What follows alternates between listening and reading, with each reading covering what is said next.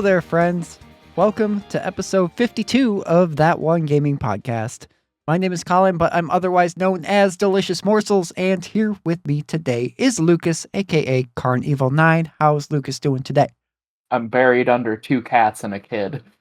Oh no, somebody help him. He's buried alive. We've also got Neal here, better known as VMK89. How is Neal today? I'm doing very well. Not buried, I hope. Not buried. No. Okay, so in the off chance that Lucas suffocates while he's buried alive, at least the two of us can keep the show going. Yep. Brutal. Okay. Yep. Okay. That One Gaming Podcast featuring Colin and Neal. If you are new to this podcast, welcome aboard. You can find us on Spotify, Apple, or one of the many other podcasting platforms out there where the three of us, until Lucas suffocates, get together each and every other week to talk about a variety of topics in the world of gaming. And this week, we've got something of a That One Game double feature for you, as we're talking about not one, but two games. Those games in question being the first two games in the critically acclaimed Sonic Advance trilogy, developed by Dimps in collaboration with Sega for the Gameboy Advance. The first game released in North America on February 4 of 2002 and was praised for its graphics and animation as well as its resemblance to the original games from the Sega Genesis. On March 10 of the following year, Sonic Advance 2 would release once again to critical acclaim. The sequel also received praise for its additions and replay value over the first game. But before we get into our main topic discussion, we always like to talk about the games that we have been playing since we recorded the previous episode.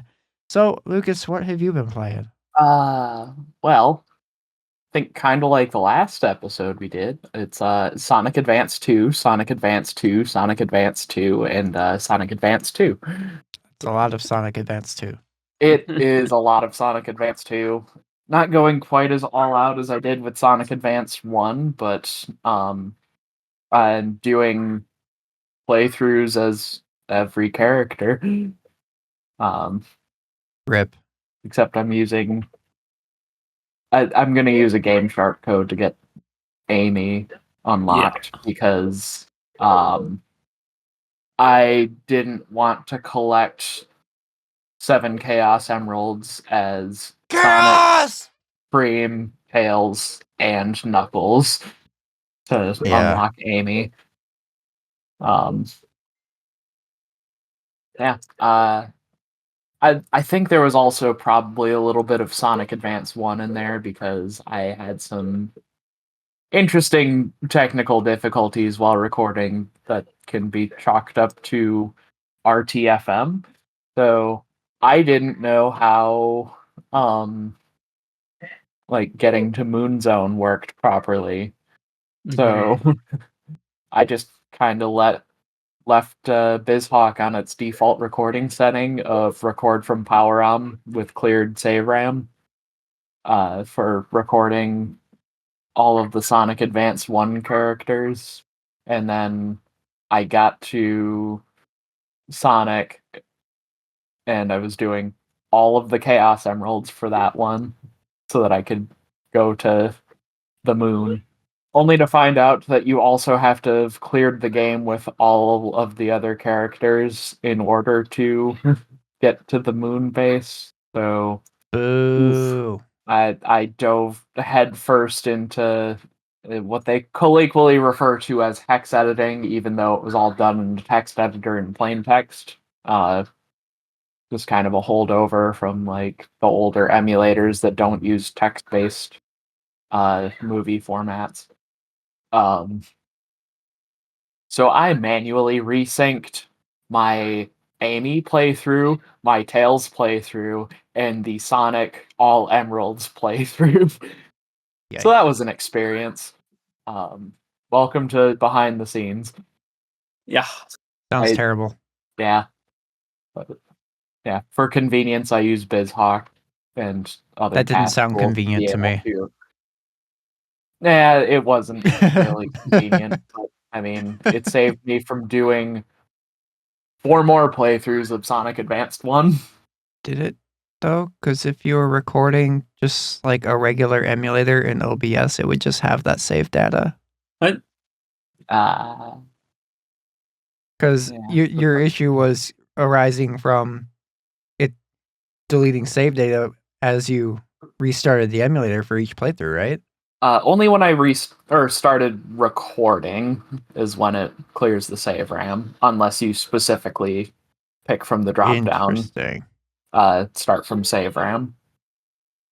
Okay. Huh. Otherwise, save RAM behaves normally until you start recording. So then Colin is right. If you used OBS to record it, would have been fine.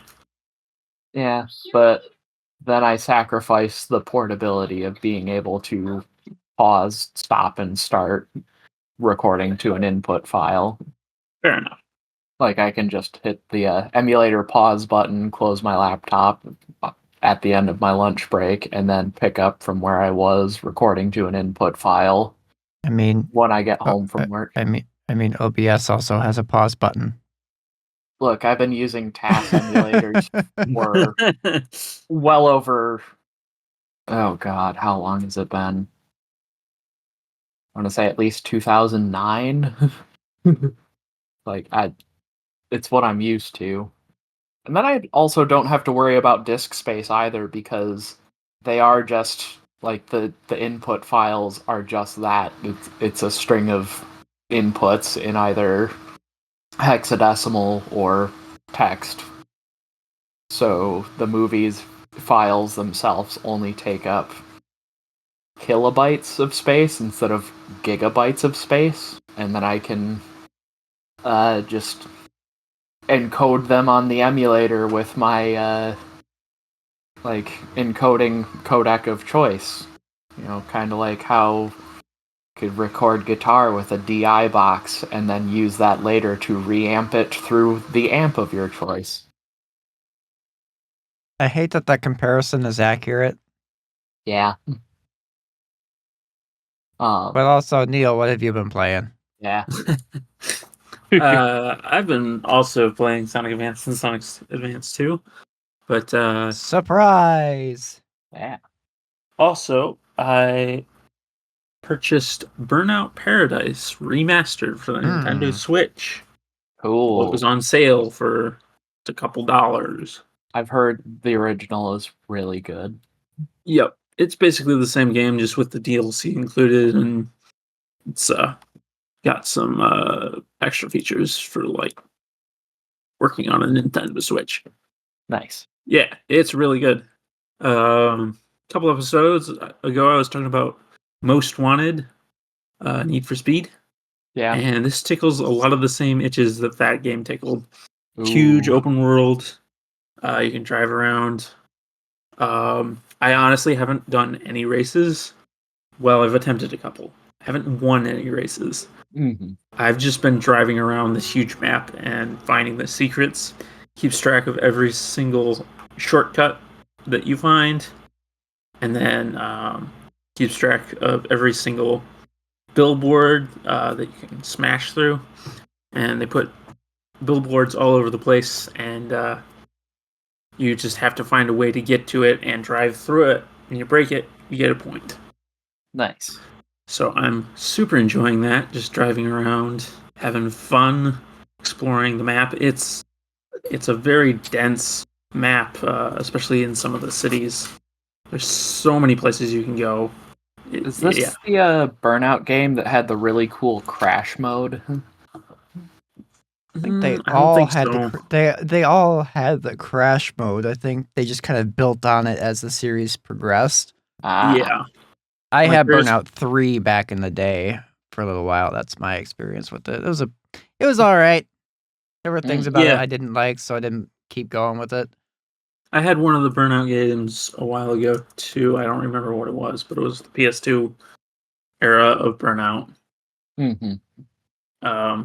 But this less focuses on crashes. I mean, your car will crash, but it's more built around like causing other cars to crash mid races.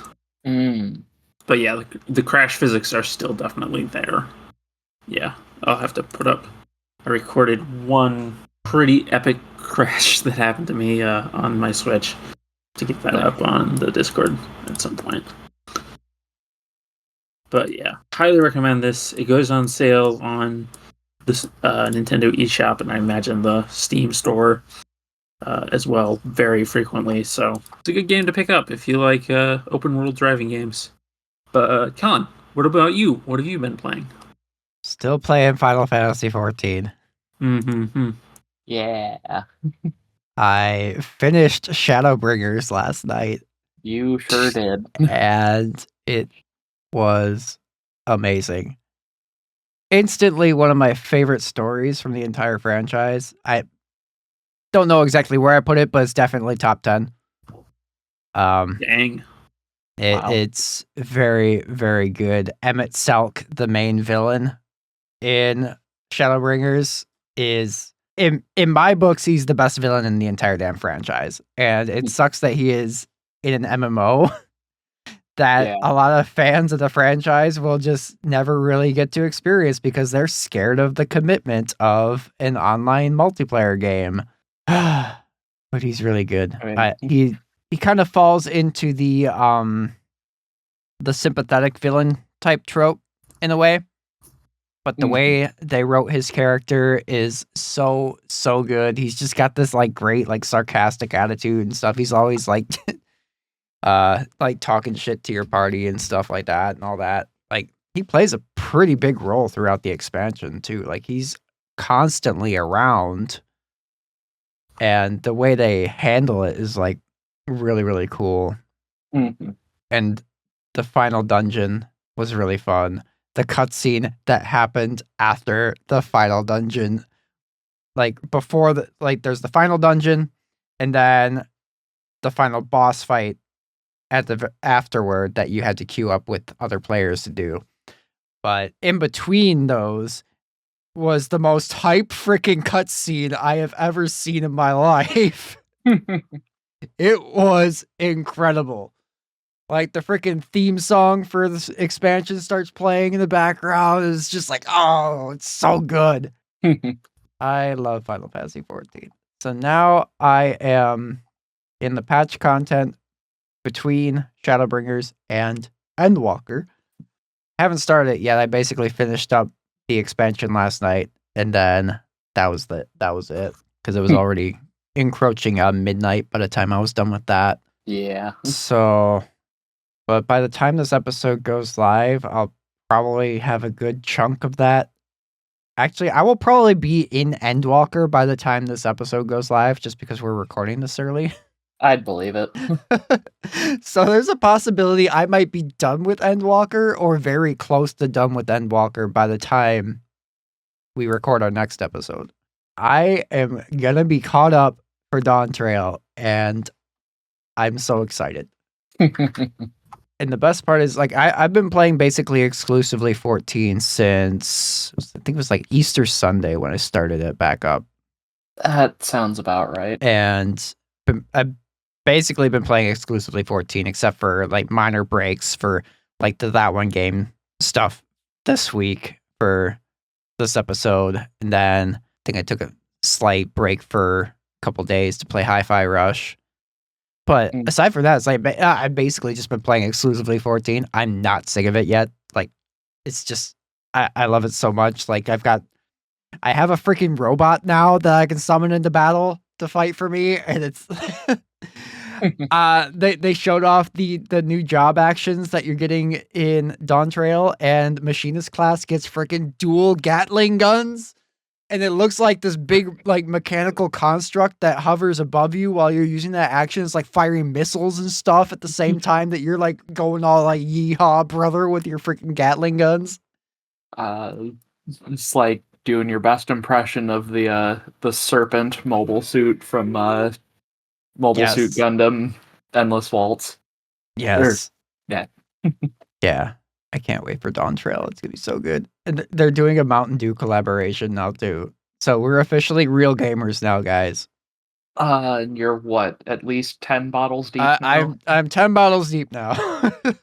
Actually, I am about to open I don't know if you heard that, but it'll pick up in my local audio that doesn't have Discord sound canceling, but I just opened bottle number 9. Where's my code? The thing is, usually when you get these, like the code is really easily legible. I didn't get a code on this cap. What the hell? Lame. I feel ripped off now.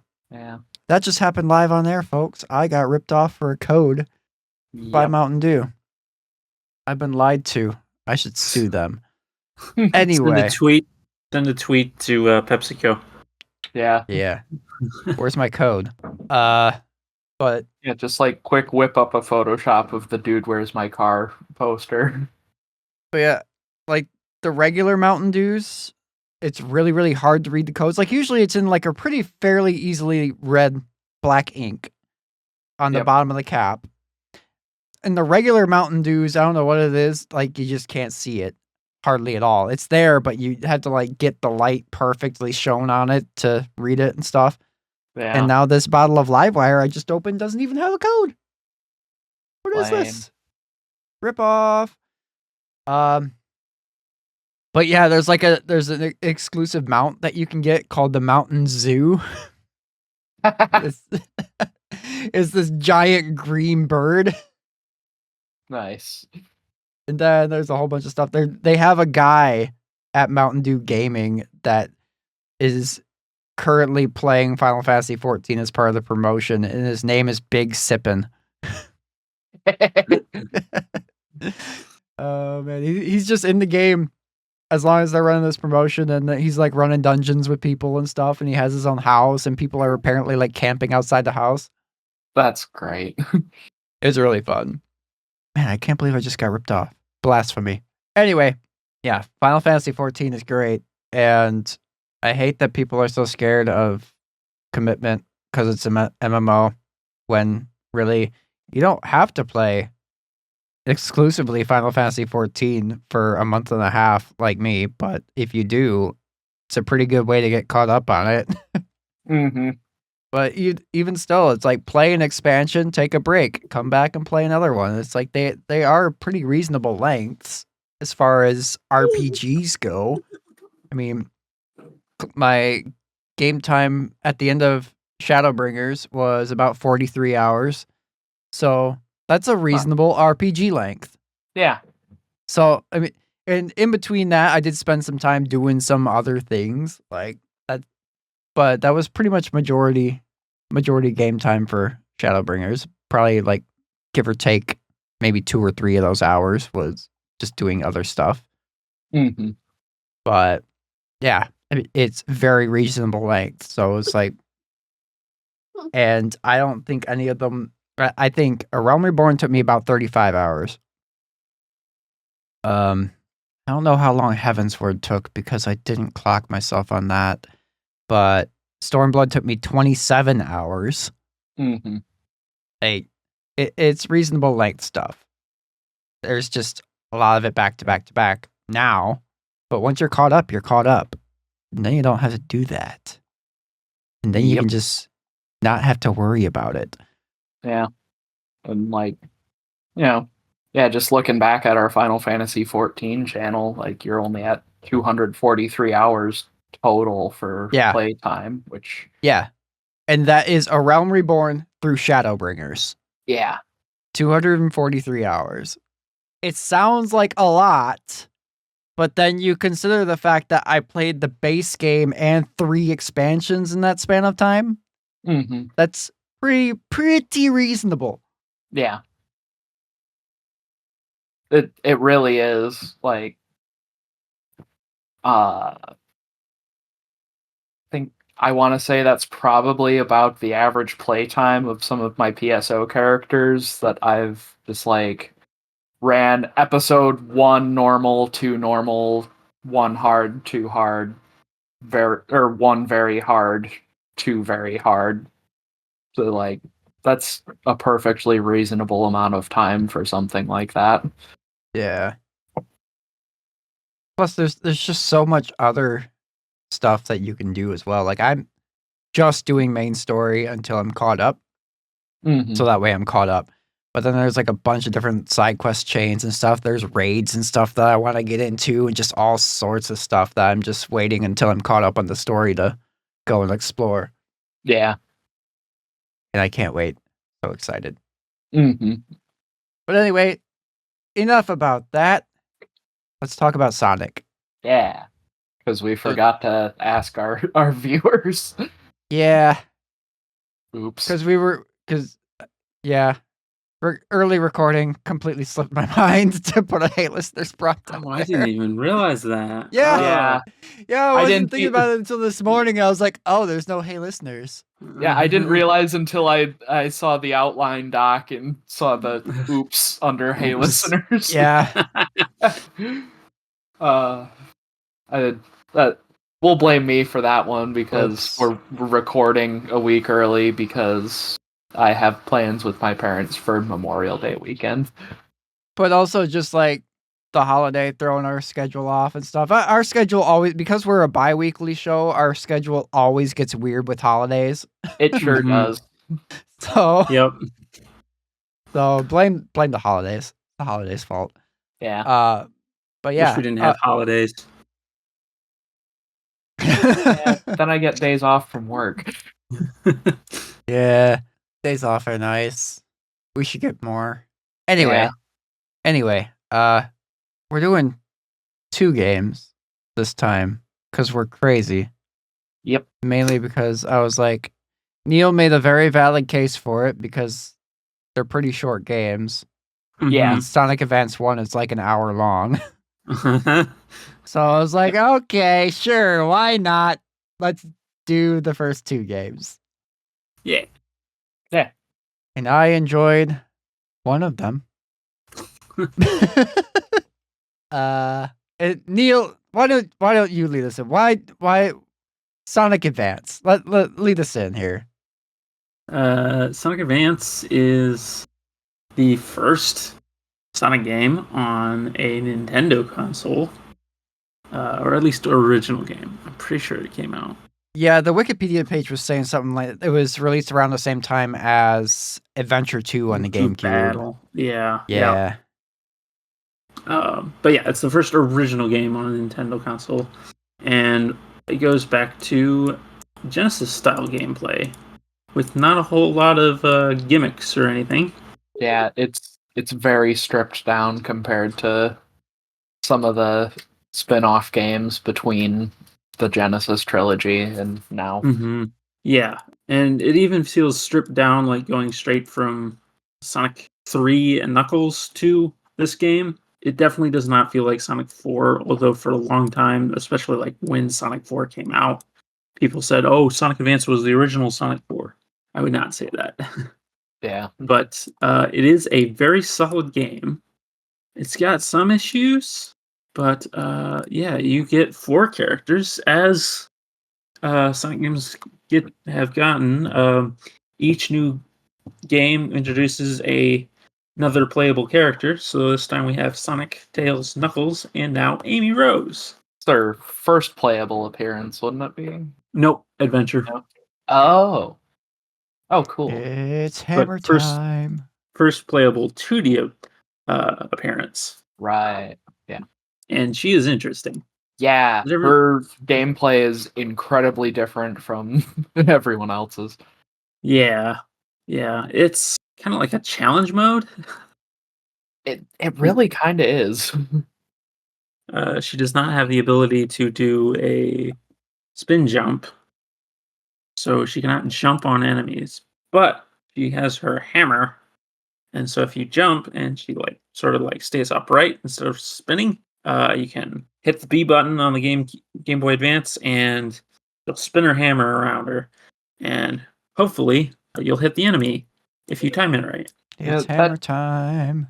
That kind of takes me back to when we did that one game, Final Fantasy, and I had Becca as my white mage, and I found a silver hammer for her, and she instantly became one of the strongest physical party members. Girls with hammers. Yes. 10 out of 10. Don't mess with the girl with the hammer.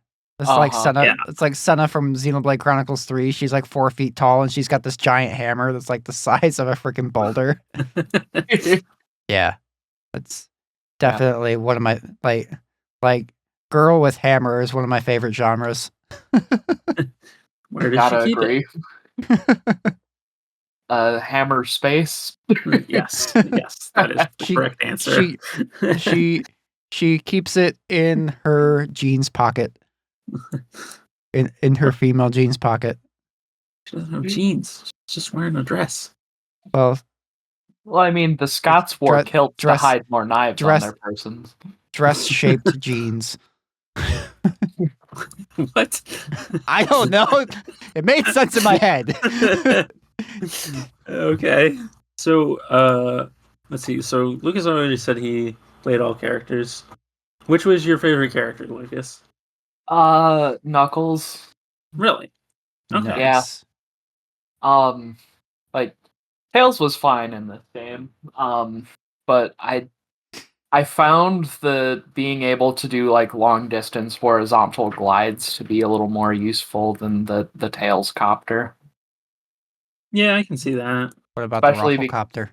Especially because I think it was Angel Island 2, I accidentally stumbled across this crazy dumb glide that let me cut half the stage.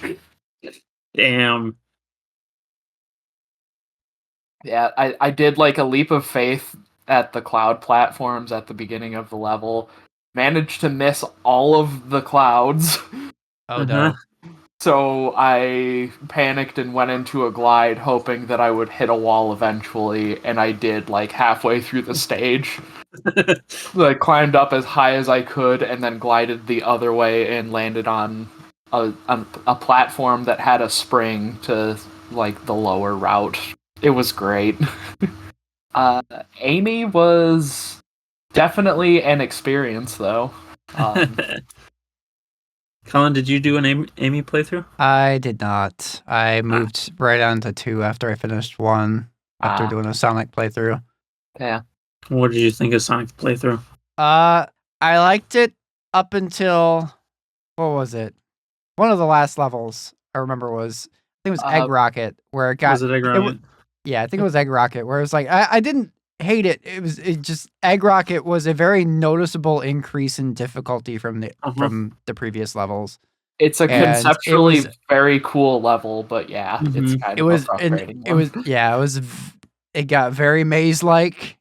All of the like wide open running spaces turned into very tight corridors with lots of platforming, and it was like, this is very different. Mm-hmm. Took me a while to get through that one, but I got through it. And I liked the final boss concept until you got to phase 3, and it was like, oh, yeah, this is hard. Yeah, they introduced the Mega Man boss refight formula into the Sonic games. Yeah. Yeah. Except in this game, it's Sonic 1's first boss and then Sonic 2's first boss. Yeah. With the music from those games, which I thought was cool. Yeah. It's they cool, don't sound. They don't. You know, that's one thing I wanted to bring up is like the GBA has a pretty good sound library. It does not hold a candle to the Genesis. No. in any way, shape, or form. I mean, there's just something magical about the FM synthesis of the Yamaha OPN chip. Yeah. I mean, you can still do pretty good music if you know what you're doing on the GBA. Like Mother 3's sound font was really good. Yeah. I'd argue that Sonic Battle knew what it was doing with the Genesis or the Game Boy Advance sound font. I think it was probably just because they were like new renditions of the classic boss themes. Because honestly, I enjoyed the music the rest of the game. And not really even like I disliked the boss themes in X Zone, but just not as good as the originals. I like my crunchy FM synth for my classic Sonic boss music. Yeah, and I will say the version of the boss in Sonic Advance, of the egg ball thing from Sonic 1. Uh-huh. That remix of that track sounds way better than the Sonic 1 port to the GBA's version of that song. Yes, Sonic the Hedgehog Genesis. Mm-hmm. That's a game that exists. Yep. Yeah, it's definitely one of the ways you can play Sonic the Hedgehog. Mm-hmm. Yeah, the special stages in this game are atrocious. Yeah. Yeah. It's what the best way to describe it is, it reminds me of Half Pipe from Sonic the Hedgehog 2, except Yes. It's a instead full of pipe. you're like skydiving on I guess skyboarding, Yeah. which is skydiving with a snowboard attached to your feet to do cool tricks and stuff. Like I think the intro to Sonic Adventure 2. yeah, or for those '90s kids, like what Tommy Oliver's doing at the very beginning of the Power Rangers or Mighty Morphin Power Rangers, the movie, when they're all skydiving. Oh yeah. Yeah, kind of like God, that. that just unlocked a core memory for me. Yeah. I remember that. So I remember that skydiving scene so vividly now. Yeah. Now I want to watch. Now I want to watch the Power Rangers movie. I still have it on VHS. Me too. That whole scene don't- is just '90s AF. It's like Yes. rad teens doing skydiving stuff set to the Red Hot Chili Peppers cover of Higher Ground, originally by Stevie Wonder. It's So fantastic. But yeah, you have to collect a set amount of rings for each special stage, and as it turns out, Chaos Emeralds are shared between all of the characters in this game, which is cool. Yeah. Yes. So like you can spread out your Chaos Emerald collection throughout multiple playthroughs as multiple characters. Yep. It's like associated with your save file and not like one person collecting them like in the Genesis games. Yeah. Which is actually pretty handy for it incentivizes better, I think, doing multiple playthroughs, because like then you don't feel like you have to collect all of the Chaos Emeralds as each character. You can like if you have an easier time getting to one of the special stage springs as like Tails because helicopter, or scaling walls as Knuckles. Yeah. It's like getting to the special stages is fine. Getting through the special stages is terrible. Yeah. I'm really bad at finding the special stage springs, though. I know where one in Secret Base is. There's like no rhyme or reason to the placement of them either. Yeah. I know where it is in Neo Green Hill Zone first stage, but I can never get there myself without missing it. Yeah. It's kind of weird pathing you have to take to get to that one. Yeah. It's basic. A lot of the springs are like you have to take the highest route of the stage, or otherwise you cannot get to the spring. Yeah. I remember the Cosmic Angel Zone. Cosmic Egg Zone. Yeah. It's Egg Rocket and Cosmic Angel. Yeah. Cosmic Angels was particularly irksome when I was getting that Chaos Emerald, because like as I mentioned in the what are we playing, like I had to resync some of my gameplay, and Egg Rocket and Cosmic Angel Zone were cursed apparently. Like they were the two stages that would not sync start to finish. And the special stage was also included in that. So I had to do the most difficult, collect 200 rings total while skydiving. Not fun. But I got through it, and that also means that I got to go through the moon zone through final boss. It was interesting. very reminiscent of the what's it called in Sonic 3 and Knuckles? Doomsday Zone, something like that.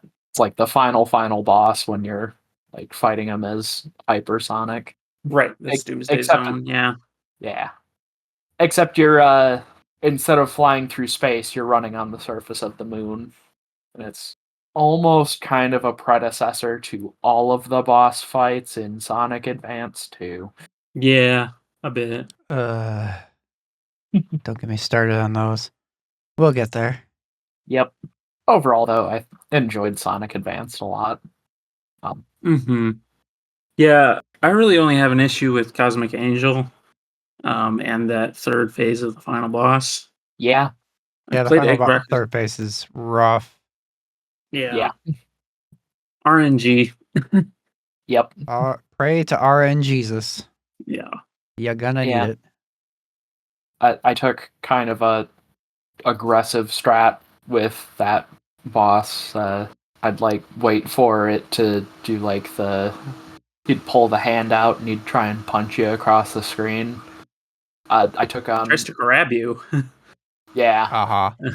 I went aggressive and tried to get the initial hit on Eggman, inevitably take damage from the hand while it's still trying to aim at you, and then use my iframes to get in like an additional 2 or 3 hits. Ooh, nice. Um, Yeah, that one, he's just in his little egg saucer thing, and he chooses randomly 3 attacks and then 1 movement thing. He'll yep. shoot a laser, he'll grab you with the hand that Lucas is talking about and shake you, and you lose all your rings and you have no chance to pick them up. Yep. And then what's the third thing he does? He fires a cannonball at different trajectories, and it's really annoying to avoid. Yeah. And then he'll move across the screen, which is the best time to hit him. Yeah. Yeah, I basically found that the easiest thing to do was just to kind of bait him out. Wait for him to come across the screen. Just hang at the edge of the screen. Mm-hmm. So that way you have the most time, the most reaction time, Mm-hmm. and just bait him out for him to buzz across the screen, and that's when you hit him. Yep, agreed. It took a few tries to get that down, though. Mm-hmm. Yeah, I was trying to do it super fast when I played this on stream 2 weeks ago. Yeah. And I just burnt through my lives, and I was finally down to like 2 or 3. And I was just like, screw it, I'm going to do it the slow way. And I think I got it in 1 or 2 more tries after that. Yeah, it was something like that. Yeah. Yeah, one thing that was kind of neat about Egg Rocket and Cosmic Angel, though, was just the way that the levels kind of separated. Like, it was like you were actually in a rocket that was dropping parts off of it as it went up into orbit and stuff. Yeah, kind of cool from a design standpoint. I almost timed out on one of them. I think it was, but I think I was in Cosmic Angel at that point, and I think I almost timed out on one of the drop-offs. Yeah, because I was trying to find where to go. I've definitely timed out in Egg Rocket too. Yeah. Yeah, I think I had maybe like 10 seconds to spare when I got to the second platform when I got to the platform I needed to. Yeah. Your 10-minute count up is replaced with 3 5-minute countdowns. Yeah. Which is such a cool idea. Yeah. It's like suddenly it's not like trying to get through the level as fast as possible. It's a race against the clock to try and make it to the next segment of this 3-stage rocket. Yep. Right. And the music in an Egg Rocket Zone, holy cow. Very good. Yeah. Egg Rocket and Cosmic Angel have great music for as frustrating of a level as they are. Cosmic Angel's boss is really good too. Although it does not fit the boss at all. Yeah. That sounds boss was very good. Kind of frustrating. Yeah. I've gotten it down to the point where I'm pretty good at it, but yeah, it's rough. I agree.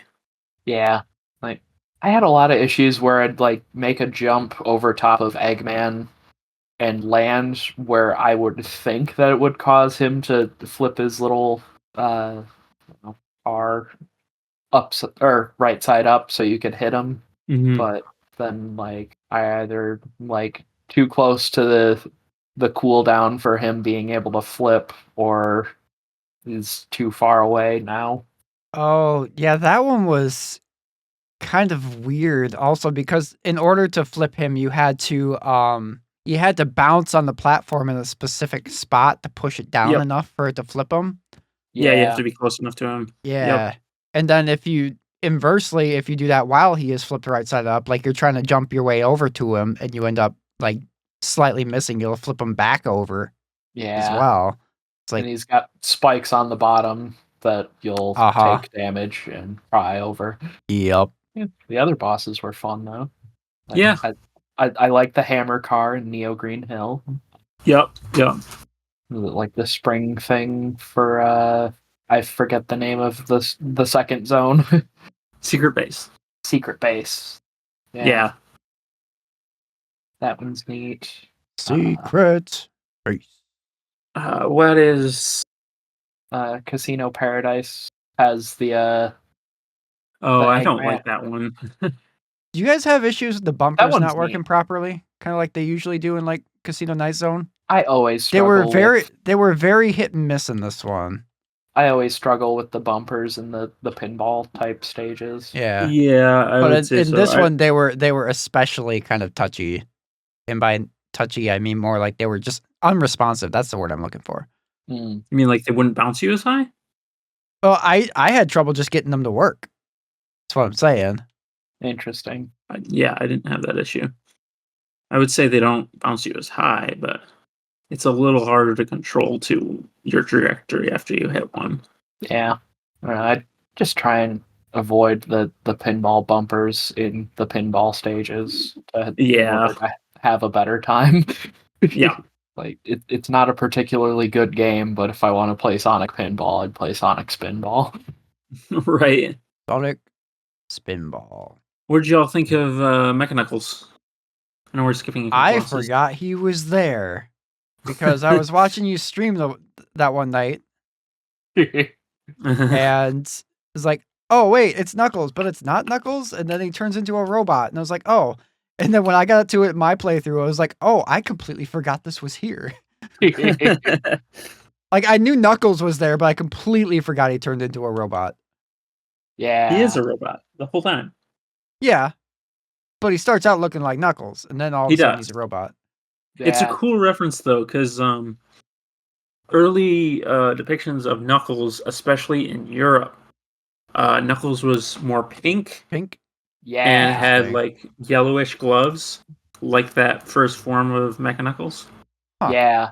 And then of course once the secret's revealed that he's a robot, he turns like a whitish silver, which he gets very spiteful. Maybe as like a throwback to Silver Sonic from Sonic 2, at least aesthetically.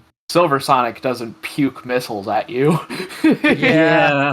He like immediately starts launching missiles right in your face as soon as he turns to. Yeah. I was like, oh God. Like, you wasted no time. It's like, okay, we're going to shed the skin and missile in the face. Yep. Here you go. Enjoy. Ice Paradise Zone's boss sucked as Sonic and was fine as everyone else.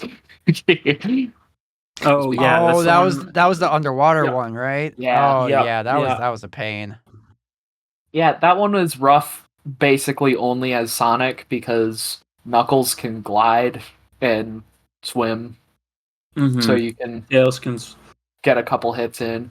Tails can swim and has the amazing ability to continuously do damage as long as he's in the flying swimming state. Yeah, Tails' hitbox with his tails is way bigger than it was in Sonic 3. Yeah. And then Amy was pretty easy because you didn't have to worry about jumping on the ice platforms unless you needed to breathe. Because you could use her hammer at the peak of your jumps to deal damage. Yep. Sometimes even multiple hits if you're lucky. Mm-hmm. Yeah. Some of the bosses were definitely more fun as Amy, honestly. More just fun because, with bonks. yeah. Um, I, I remember likening playing as Amy as like you're playing as Hammer Kirby in a Sonic game, Yeah. basically, which is amusing because she's also pink with a hammer. I believe this was also the first 2D Sonic game to have rails in it, wasn't it? Yes. And they didn't do it very well. No. Not at all.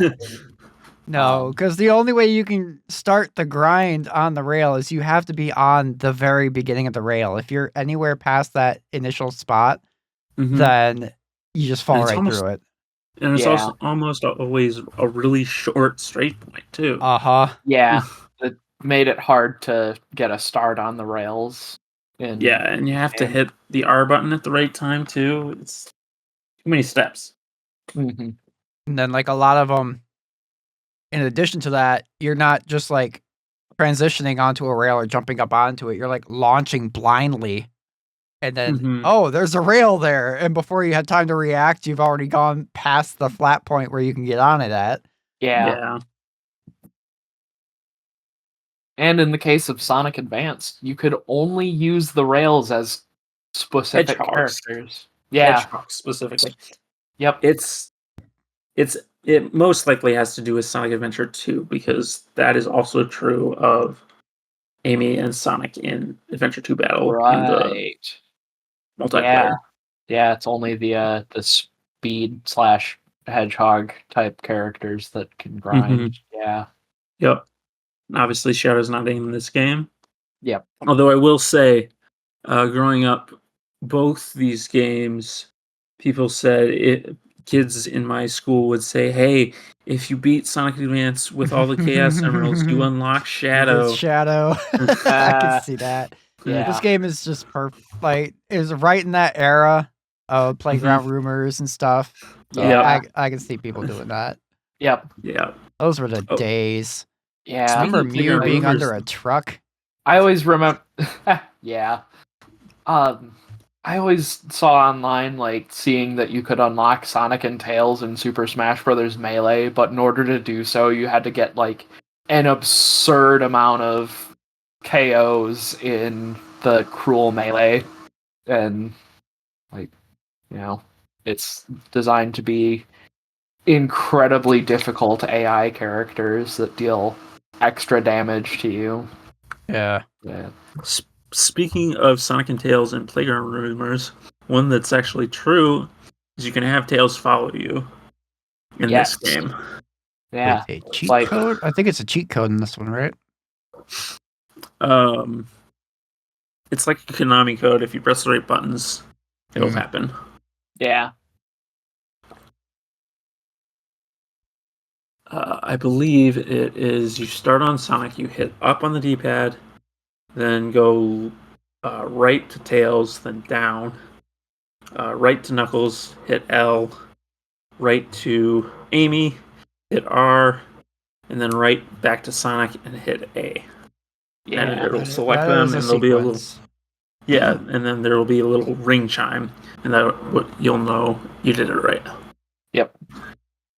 And then Tails will follow you, like in the classic Sonic games, like Sonic 2 and Sonic 3.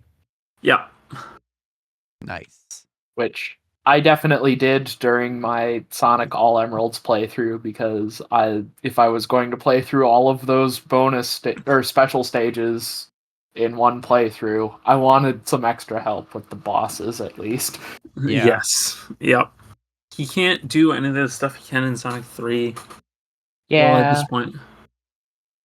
Yeah, because at this point, you could only do that with 2 players in Sonic Genesis. They hadn't added a thing where you could control Tails until way later ports of Sonic 3.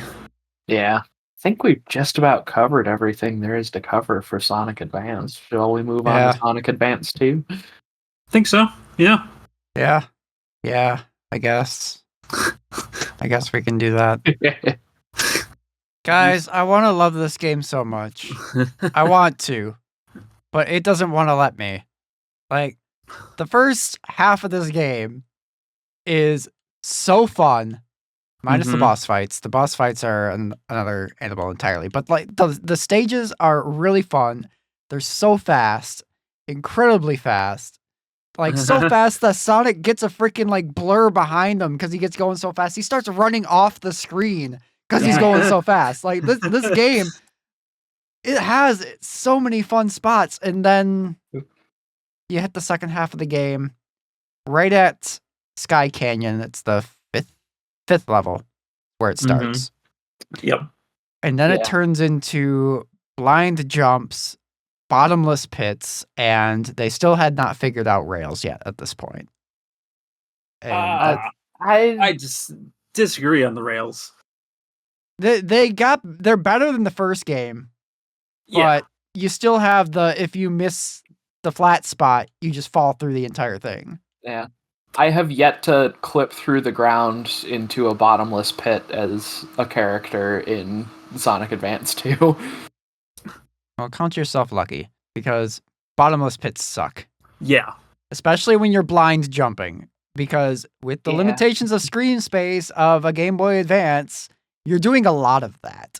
Yeah. So Sonic Advance was probably slower than like the Genesis games, which did kind of make sense because like it was on a darker screen when Sonic Yep. Advance launched. And the screen crunch. But I think Dimps heard people saying, hey, this game is slow for a Sonic game, and they're like, alright, challenge accepted. Yeah. Taking off the speed limiter. Yeah. Yeah, now that you mention it, wasn't Sonic Advance 1 like free backlit SP? Yep. Yes, correct. I think so was Sonic Advance 2, but the SP Yeah. was right around the corner. Yeah. But yeah, Sonic Advance was definitely trying to emulate the classic games. Yeah. What Sonic Advance 2 feels like it's trying to do is emulate Sonic Adventure 2 Sonic stages, Sonic and Shadow stages. Yeah. Yeah. This Which game is for the most part, fair. it does pretty well at that. And one thing that I really like about it also is like it doesn't trick you like some other games in the series do when you get going fast and then there's an enemy right off the screen. Like there are enemies in this game, but they're really smart about how they place them, that they don't put them in bad places where they get in the way of you doing the thing. Yeah, and I will say that's good because Sonic Advance, we didn't talk about this, but Sonic Advance definitely did that, especially in the later points of the game. Where you'll just be running straight into spikes, or there's an enemy there when you're following a natural spring path. So, yeah. I do have some spots in Sonic Advance 2 where, like, I always hit an enemy. Yeah. But it's also very good about feeding you rings, too. Yeah. Yeah, I think probably where it's the worst is, I would say, was the Ice Zone's name again? Ice Paradise. Ice Paradise, yeah. Those penguins are yes. Yeah, the penguins are bad. Yeah. Like, the game does a good job of not, like, putting, like, trip hazards in your way. Except for those penguins that move back and forth, and they usually start off screen and then come towards you. Which makes it harder to react to them because they're heading your way. Yeah, Ice Paradise is where, like, the levels themselves are, they have the penguins, but for the most part, they're still pretty solid. And then you get to the boss fight. Yeah. That the boss first hard is boss. unnecessarily rough. So, so I am actually, I'm playing Sonic Advance 2 right now, actually, as we record. In real time. Because figure why not? I'll play it as we record, see if I can get further than I am. I'm on Techno Base right now, actually. Nice. But I swapped over to PC this morning, thinking that because I was playing both these games on my 3DS that I hacked, to kind of get the handheld experience with them. Yeah, and that's how I played all of Sonic Advance 1, and That's how I played through the majority of Sonic Advance 2 until I just hit a wall at Techno Base. Okay. Was that the And boss? Was the wall? no. Well, Oh. yes and no. So I Okay. got to the boss once and then game Mm. overed. Yeah. Because I had one. I was on my last life when I finally got to the boss. I was on my last life, game overed. So I thought I was like, Mhm. okay, well, I'm gonna switch over to PC this morning and see how I fare there. Because then I have save states at least. I can at least just back up to a save state that's got more Mhm. lives and stuff and keep going that way. So I don't have to go back out. And then if you game over at the boss, you have to do the two stages again before it to get back to it. So I was like, all right, okay. So I had a save state at the Ice Paradise boss when I started playing it. Uh-huh. As we're recording. It took probably half of our Sonic Advance 1 chat for me to finally beat it. That's fair. That boss is just... I'm playing with the sound off too, which also doesn't help because there's an audio cue that you're missing out on for that Yeah. fight. Yeah. But oh my god, that fight is like a little bit of a peek into my thoughts as I was playing this game initially. I was playing it on my lunch breaks and stuff, just like over the last week. Hey, me Up too. until I hit that boss, I was ready to say this was my favorite Sonic game. Damn. Oof. Holy And cow. then I hit that boss and everything that came after it. I was like, oh man, it just did such a complete and total 180 for me after that. Yeah. And I'm still kind of, I mean, as evidenced by me playing it as we're recording, I mean, I'm still kind of trying to reconcile that and give it a fair shake, but it had potential to usurp Sonic 2 as my favorite Sonic game until I hit that boss. Yeah. Yeah. Yeah. That's how good the first half of this game is. Mm-hmm. Yeah. So, Honestly, I think kind of the bosses in general are the low point of the game for me. Mm-hmm. Yeah, so they're all They're like all auto chases. runners.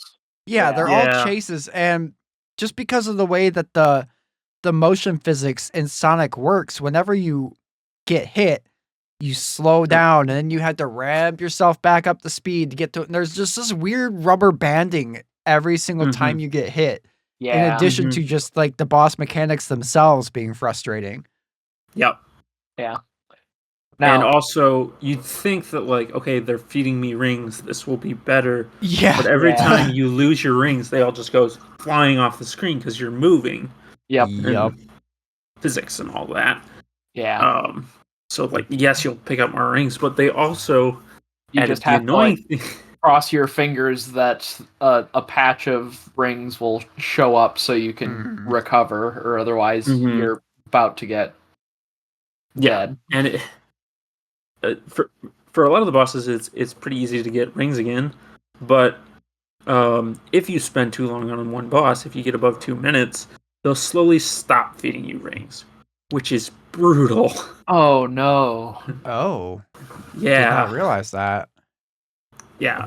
I have that issue sometimes, especially when I was younger playing this game with the music plant boss. I don't know why I always struggle with that one. Oh yeah, Big Pets from Mega Man 5. Yes, the Mega Man 5 boss.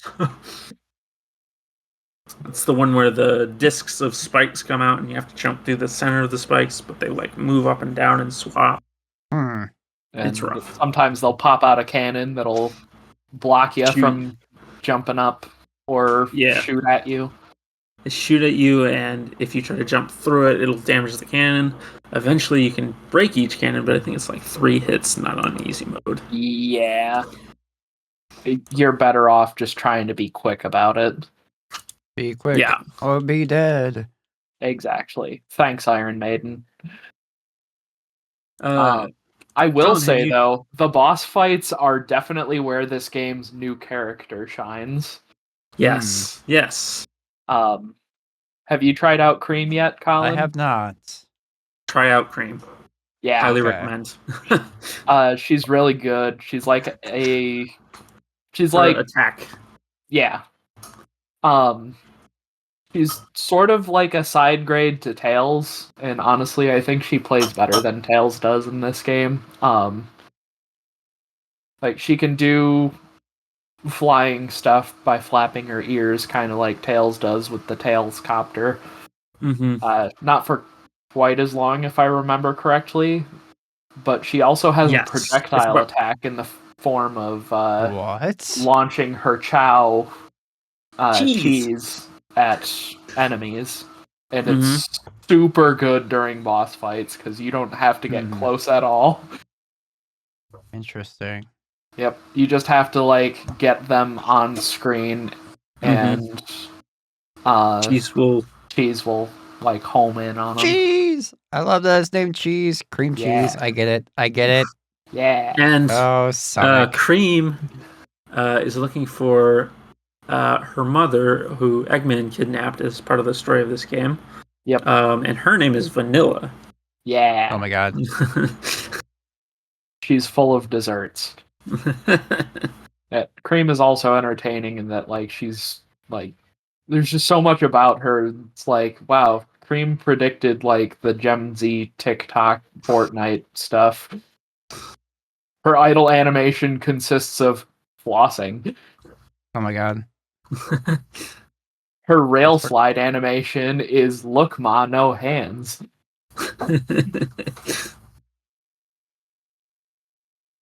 Oh yeah, and all the characters, for whatever reason, which doesn't make much sense, they got rid of looking up and looking down in this game. Yeah. Which it doesn't make any sense because of the way that the special stage entrances, how to get to the special stages are. Yeah. Because that requires exploration. But anyway, they did that, and they replaced looking up with holding it and an idle animation will play. Yep. Like an extra idle animation.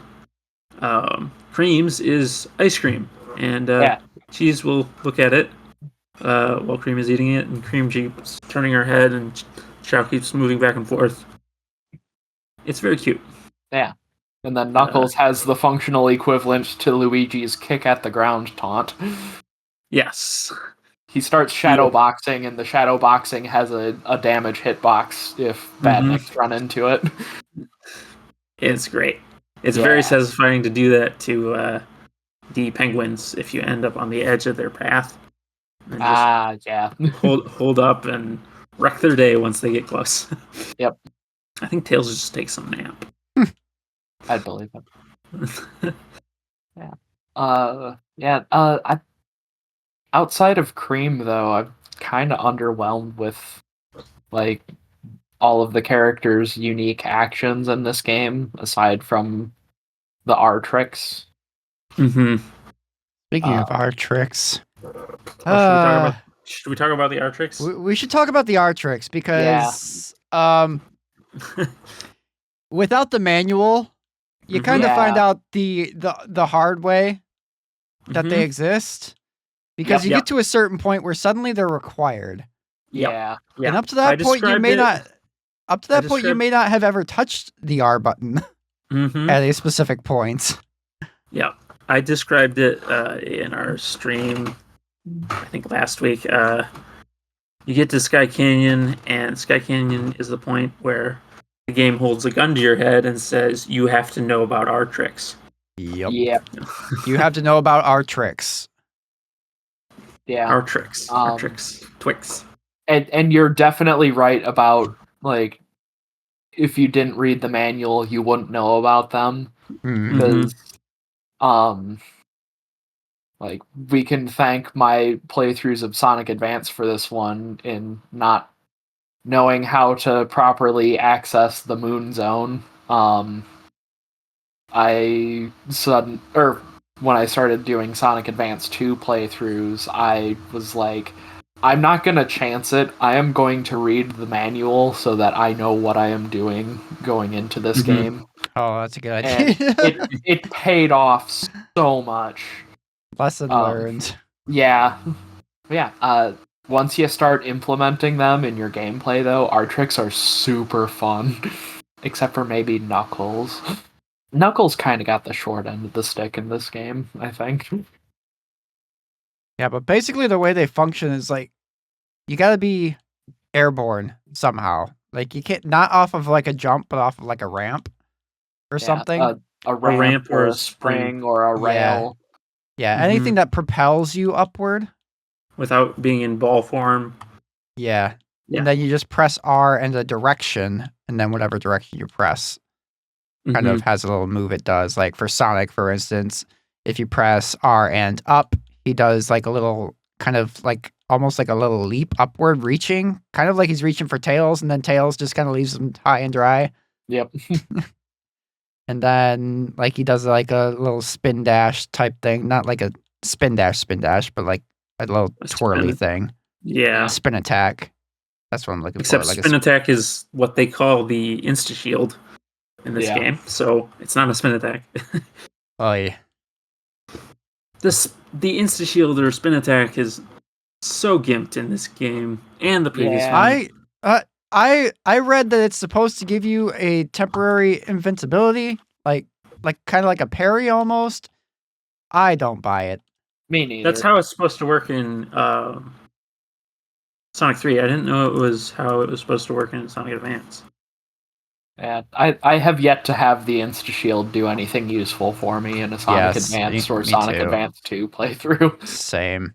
They're useful in fighting the bosses. You can get double hits in, or triple hits sometimes. Triple the hits. Like I can get through the hammer boss and the cannon boss from Hot Crater very quickly by doing multiple hits with a spin attack. Yeah. Honestly, I've learned so much more about Sonic Advance 2 watching Neal stream it than I have playing through the game on my own. Yeah. There's a lot of stuff in Sonic Advance 2 that is mechanically deep that they don't explain at all. Yeah. Because it was probably in the manual. Yes, correct. Yep. I just learned last night when I was playing, I'm sure most characters have this, but as Knuckles, when you're running on the ground in boost mode, if you hit B, he does a special attack. And it's like his down R trick where he's like spinning in with chaos energy, I guess. Fire. Chaos! Chaos! By the way, shout outs to our Discord member Jazzy that Yes. in perfect execution of the meme actually programmed a Discord bot of Jack Garland called Jackbot that automatically responds to any message in our Discord of that with chaos in it with the gif of Jack saying chaos. It's perfect. I love it. It's the best spam bot that ever existed. Yep. And it's hilarious too because it will read emojis that have chaos because we have 4 of them. 4. Yes. And It's so good. it also reads file names of GIFs. So if one with chaos in the name, it replies. It's great. Yeah, I don't know. I've felt that Knuckles' R tricks are pretty bad compared to everyone else's. I like his neutral R trick though. Just how it looks. Yeah. And I mean he actually does an attack with it. Yeah. If you hit it with the elbow. Yeah. His neutral / back R trick is probably the best of the 5 of them. Oh right, it is the same at least back R trick. Right. I knew that. Or 4 of them. I haven't played as Amy yet, but neither have I. Yeah, she's kind of a pain to unlock because Shall we talk about unlocking things in this game? Yeah. It's painful. Well, some things are easier than others. Yes. Like you can unlock Go ahead. You unlock Cream, Tails, and Knuckles just by doing a single playthrough as Sonic. That's easy enough. Yeah, you get Cream immediately on the second or on the first boss actually. Yep. And Tails is on the third, and Knuckles he's in Sky. Knuckles is Knuckles is in the 5th stage as the boss. Yeah. Yeah. Kind of. Yeah. But you got tricked by Eggman again, didn't you? But shut up. What? Oh man, you're right. I don't have time for this. Later, Knuckles. I love how Sonic was just like so done with this. Yeah. Yeah, I loved also that boss has like a one-hit kill. Well, Oh yeah. like even with rings, that hit me completely off Sometimes. guard. Yeah, Yeah, sometimes because 'cause- it did hit me once, and as I was playing now, and it didn't kill me, which is Yeah, weird. It's like, wait, that was supposed to didn't that? Because I was like fearing that move, and then I accidentally got hit by it and didn't die. I was like, oh, it does that it one specific boss way. sucked. Something. Yeah. Maybe we should talk about the boss sucking. Yeah. Yeah, Sky Canyon. So Ice Paradise is bad. I can get pretty good at that because the timing is consistent. Yep. It changes once and then it's consistent again. And it's not a tricky timing. Yeah. The little platform that that's following the egg saucer that you have to jump on, you have to approach it while it's flipped down where you can't bounce off of it. And so that then it'll flip up. If you approach it while it's flipped up, it will flip down most times and you won't be able to get there. Then you gotta dodge the bombs. So I had a couple runs where I was actually able to like run almost directly beneath that platform for a good 2 or 3 rotations. Yep, you definitely can. And then I messed up. Yeah. That boss did wall me when I was a kid playing that. But that is one of the boss fights where getting hit you suffer the most. I think. Mm-hmm. Just because like getting back in the rhythm of jumping over the debris from the bombs. Yep. But yeah, Sky Canyon is the second hardest boss. Yep. We've mentioned the hand that slaps you. It's a giant wheel with a bunch of with 2 death traps and Eggman in a little box that's very hard to hit. Yeah. That thing has a weird hitbox. Yeah. You'll like bounce off of it if you hit the side of it, not directly on top. Yeah.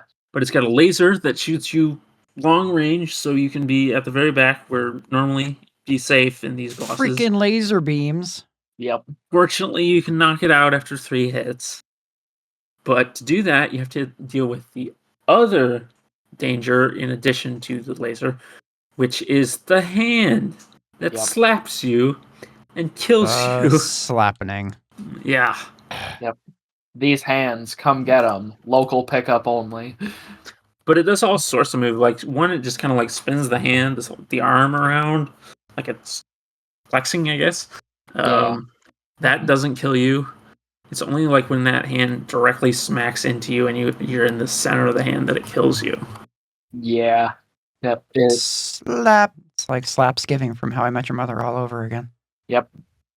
Yeah, we were speculating as to why it would instant kill you because it just seems like it would do damage only, but yeah, because that's generally a Sonic thing, is that like you always lose your rings before you die. Yeah. There's not a ton of insta-kill things other than crushing and death pits, but yeah. So we're thinking maybe that registers like crushing damage on you. It might, depending on the position. But it's really weird that would have that sort of property, I think. Right. Yeah. The first boss is kind of a pushover. It's like the hammer car from Sonic Advance 1. Yep. Rebuilt and as an auto-scroller. Mm-hmm. Speaking of, so when I was playing, it's like when I first put the games on my 3DS, I did like a little bit of a test run of all 3 of them. And I didn't play as far enough into the first game to get to the first boss, but I did play to the first boss in Sonic Advance 2. Mm-hmm. So I knew about that one first. And then as I sat down to play Sonic Advance 1 proper, I got to the boss on that and I was like, wait, something's not right here. This is not how I remember this boss happening, because in Sonic Advance 1, they're still just like classic Sonic bosses where they're in a little arena sort of thing, and then you just stay in the confines of that room, essentially.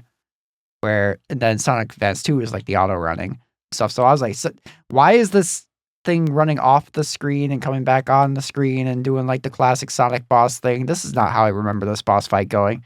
And it dawned on me that I did Sonic Advance 2 first. Yep. Yeah. The second zone's boss. I'm really bad with zone names. Hot Trader. Hot Trader has some sick music too. Yeah. It's hot. This game just generally has sick music. Yeah. Like Sonic Advance tracks that are really, really good are really, really good, but like Advance 2 is just consistently good across the board. Yeah. Eggman's in like a little tank sort of thing. It shoots cannonballs at varying trajectories at you. Always at a consistent timing, but the aim of the barrel changes. I often ran into the issue of it would hit me with a cannonball, and then I would try and catch up, and I would always seem to like end up immediately in the trajectory of the next cannonball and die. Same. That's one where if you do it enough, you get used to it. Yeah, and then after you hit the barrel enough times, then that falls away, and then the cannonballs just kind of bounce across the ground. There's a badnik and they're just throwing them out. Yeah. Yeah. Then it becomes easy, but also difficult because it seems like it shoots the cannonballs a little bit faster too. Maybe. I think it does. That's the thing. Is like it's at a steady trajectory this time though, so it's a little easier. Yeah. But like with the Ice Palace boss, it's like you get it to half health and suddenly it's dropping at twice the frequency. Yeah, that's rough. that boss fight is a weird rhythm game, actually. Yeah. I just beat Technobase, the boss. Nice. Techno boss. Finally. Well, let's jump on that one because speaking of hard boss fights, for about the last probably 15 minutes of our chat, I've been doing that boss fight. Yep. Technobase was my first true rage quit. Yep. I think I might have been playing it the one time I threw my Gameboy Advance across the room. I was about to chuck my 3DS and I was like, wait, no, this thing's been through enough. It's suffered enough. It used to be a child's. Yeah. It's all like scratched up and like the touch screen looks like they took the stylus and like engraved in it almost. Like it's in rough shape. I don't need to make it worse by throwing it across the room and probably breaking it. Yep. Yeah, so it's conceptually a simple boss, but execution is very difficult. Yes. He's got 4 platforms on 4 arms that stick out in the cardinal directions, and they rotate around Eggman.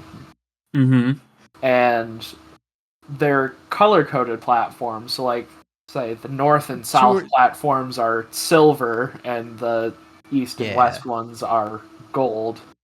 And the gold ones will periodically spit spikes up that will hit you if you're standing on them. And the silver ones will spin around, which makes them difficult to land on. And periodically, Eggman... You just phase through them. Yeah.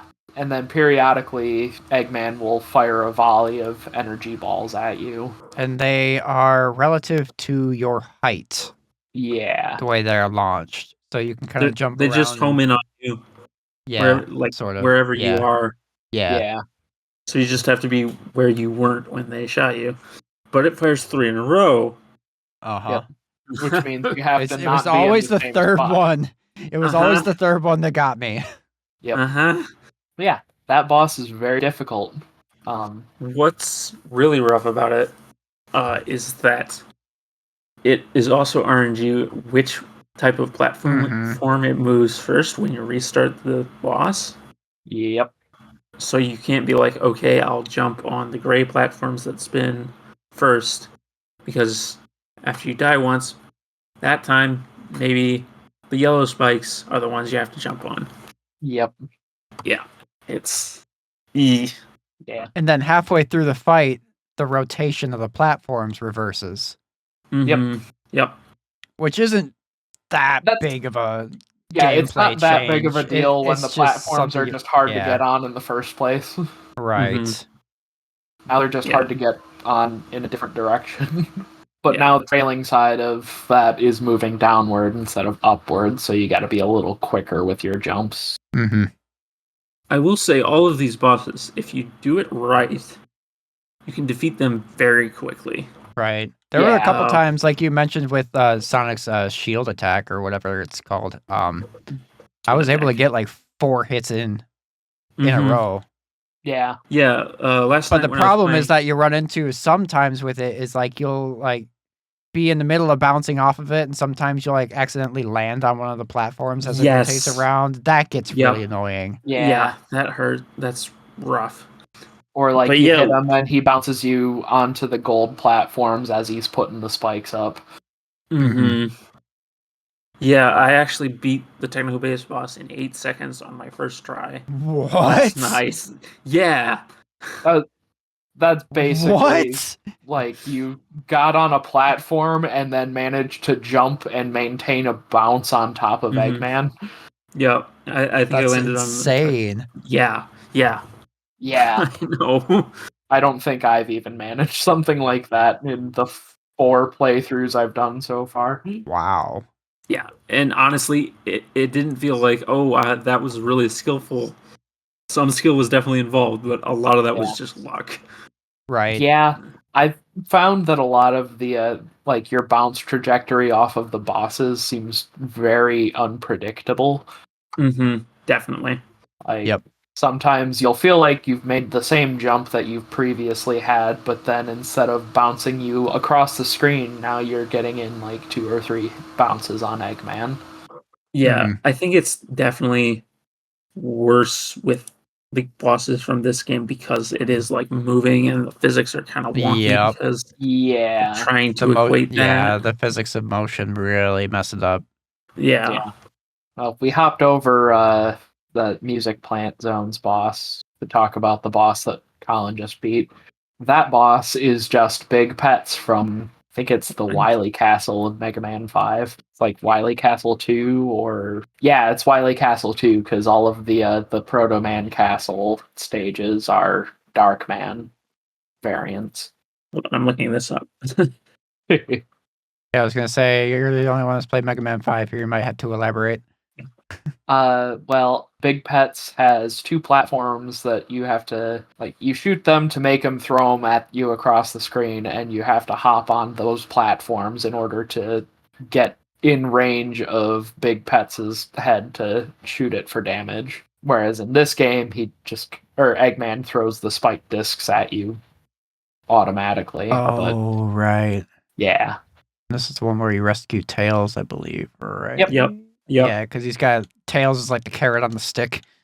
Mm-hmm. Yep. Like, you want your friend? That's too bad. Well, yeah, this boss is basically just Big Pets from Mega Man 5. Did you know that Sonic and Mega Man are the same game, actually? Maybe. You got your blue protagonist in a platforming game. You've got your canine canned sidekick in the form of Rush and Tails. You have a rival character who's red. You have your anti-hero character that is of a black color palette in the form of Shadow and Bass. You have a mad doctor as your main villain. And you have a robot copy too. Yep. Robots. Yep. There's Copy Mega Man, there's Hologram Mega Man, then there's Quint, who is Mega Man from a peaceful future reprogrammed to be a bad guy. So, like, you even have multiple robot copies of yourself. And both games are lauded for their level designs and incredible music. So, like, it's the same game. Mega Man is Sonic for people who like shooters, or run and gun platformers, and Sonic is Mega Man for people that like to run. Sonic is Sonic. Sonic! Yeah. The Egg Utopia boss fight is really fun once you know what you're supposed to do. Yes.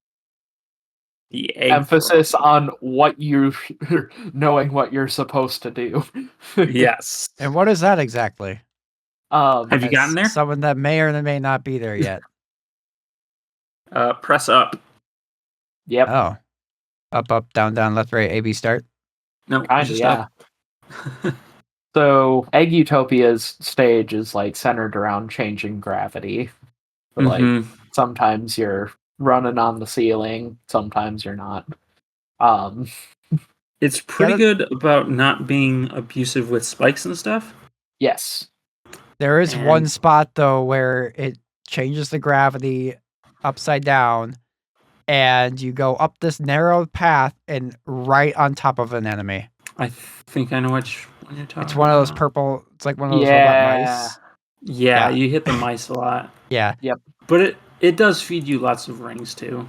it does. Usually if you take one of those chump hits, it's like, here's some more rings.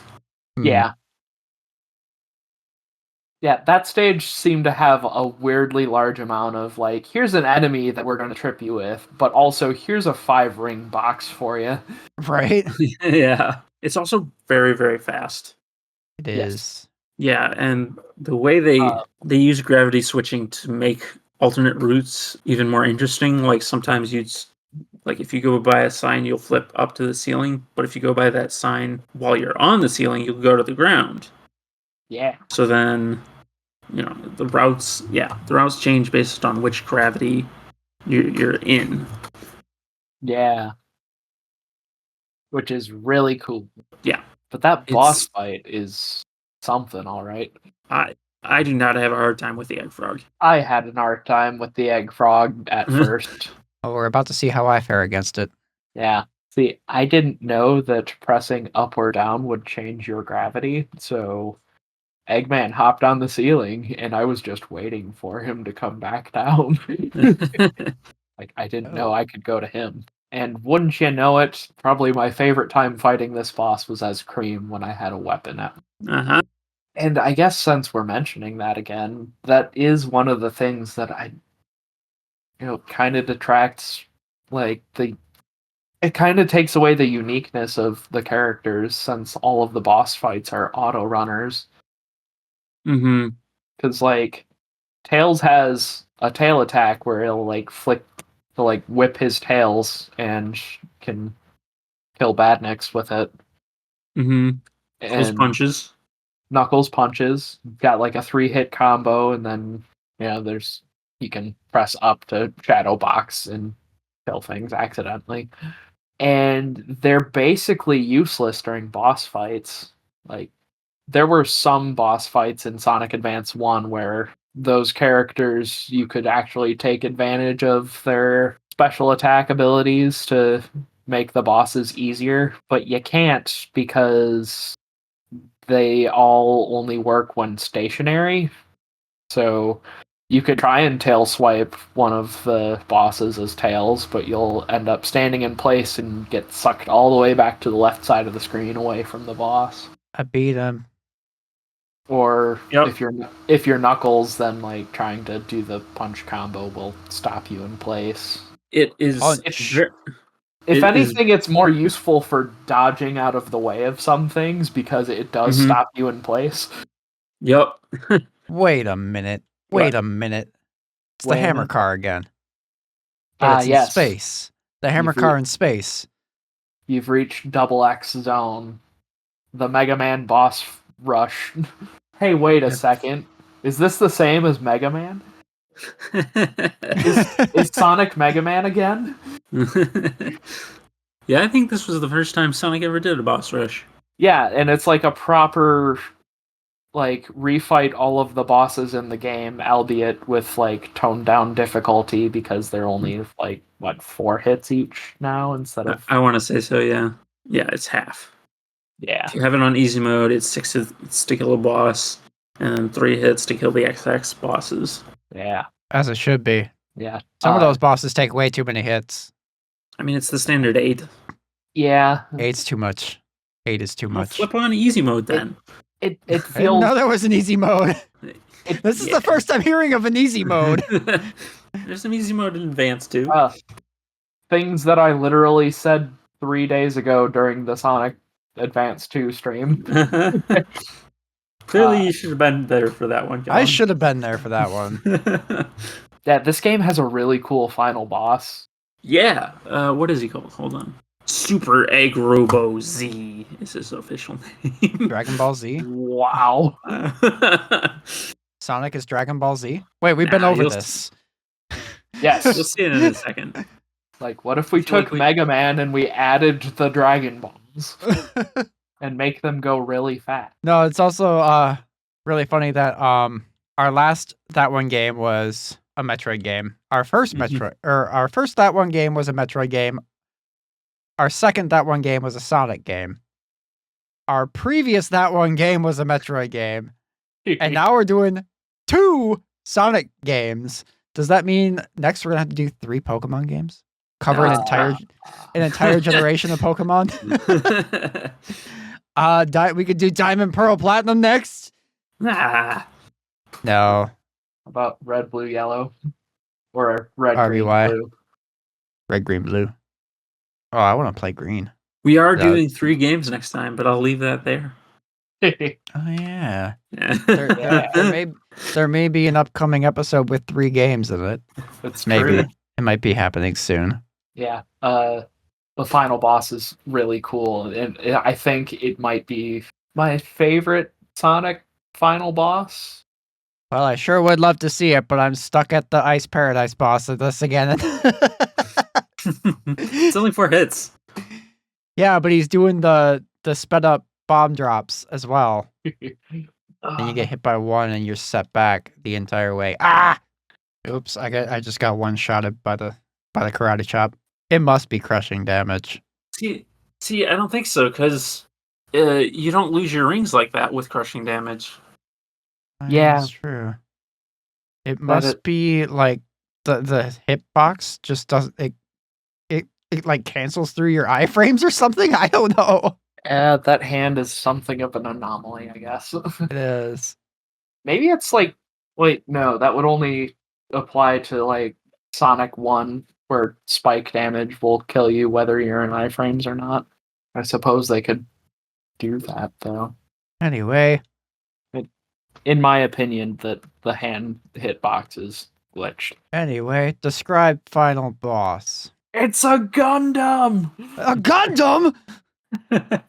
Oddly, without a mustache. Yeah. What? Yeah, I know, right? Rude. Yeah, this is like... So you're saying it's not the Turn A Gundam? No, it's not Turn A Gundam. It's... the way it's got, like, 3 clawed hands, it's like... It's almost kind of Zagok-like. But with kind of a more traditional kind of Eggman Gundam without a mustache head unit. It's really weird seeing an Egg Robo without a mustache. Like every other Egg Robo going back to Sonic 2 has the Eggman mustache. Yeah, And it seems then- like a weird omission. Yeah. But yeah, he's got the boss room has platforms at the left, middle, and center that will rise up at random intervals to try and push you into ceiling spikes. And then Super Egg Robo Z has a pair of rocket-propelled arms that it will try and aim and throw at you. And then it's got an eye laser that will shoot out of the eyes of the head. Freaking laser beams. Yeah. It's a very fun boss fight. It is. I definitely recommend getting off on the floating or the raising platforms as they're coming down, Yes. because there's a spike ceiling. Yep. Yeah. As the platforms are lowering is definitely the way to go, because yeah, you'll get pushed into the spike ceiling otherwise. And also, like, later on in the fight, at least for when I was playing through as Sonic, it seemed like I got locked into a weird timing of the head would fire its laser, like, right before the range where you could reach the head from the right side platform. And then, well, Cream can cheese it. Ha ha ha. But so can Tails, but in a different way, because you can actually just go helicopter Tails and fly up to the head, and you might Yeah, you take can actually get the head before dealing with the hands as any character, but it's way easier with Tails. Yeah.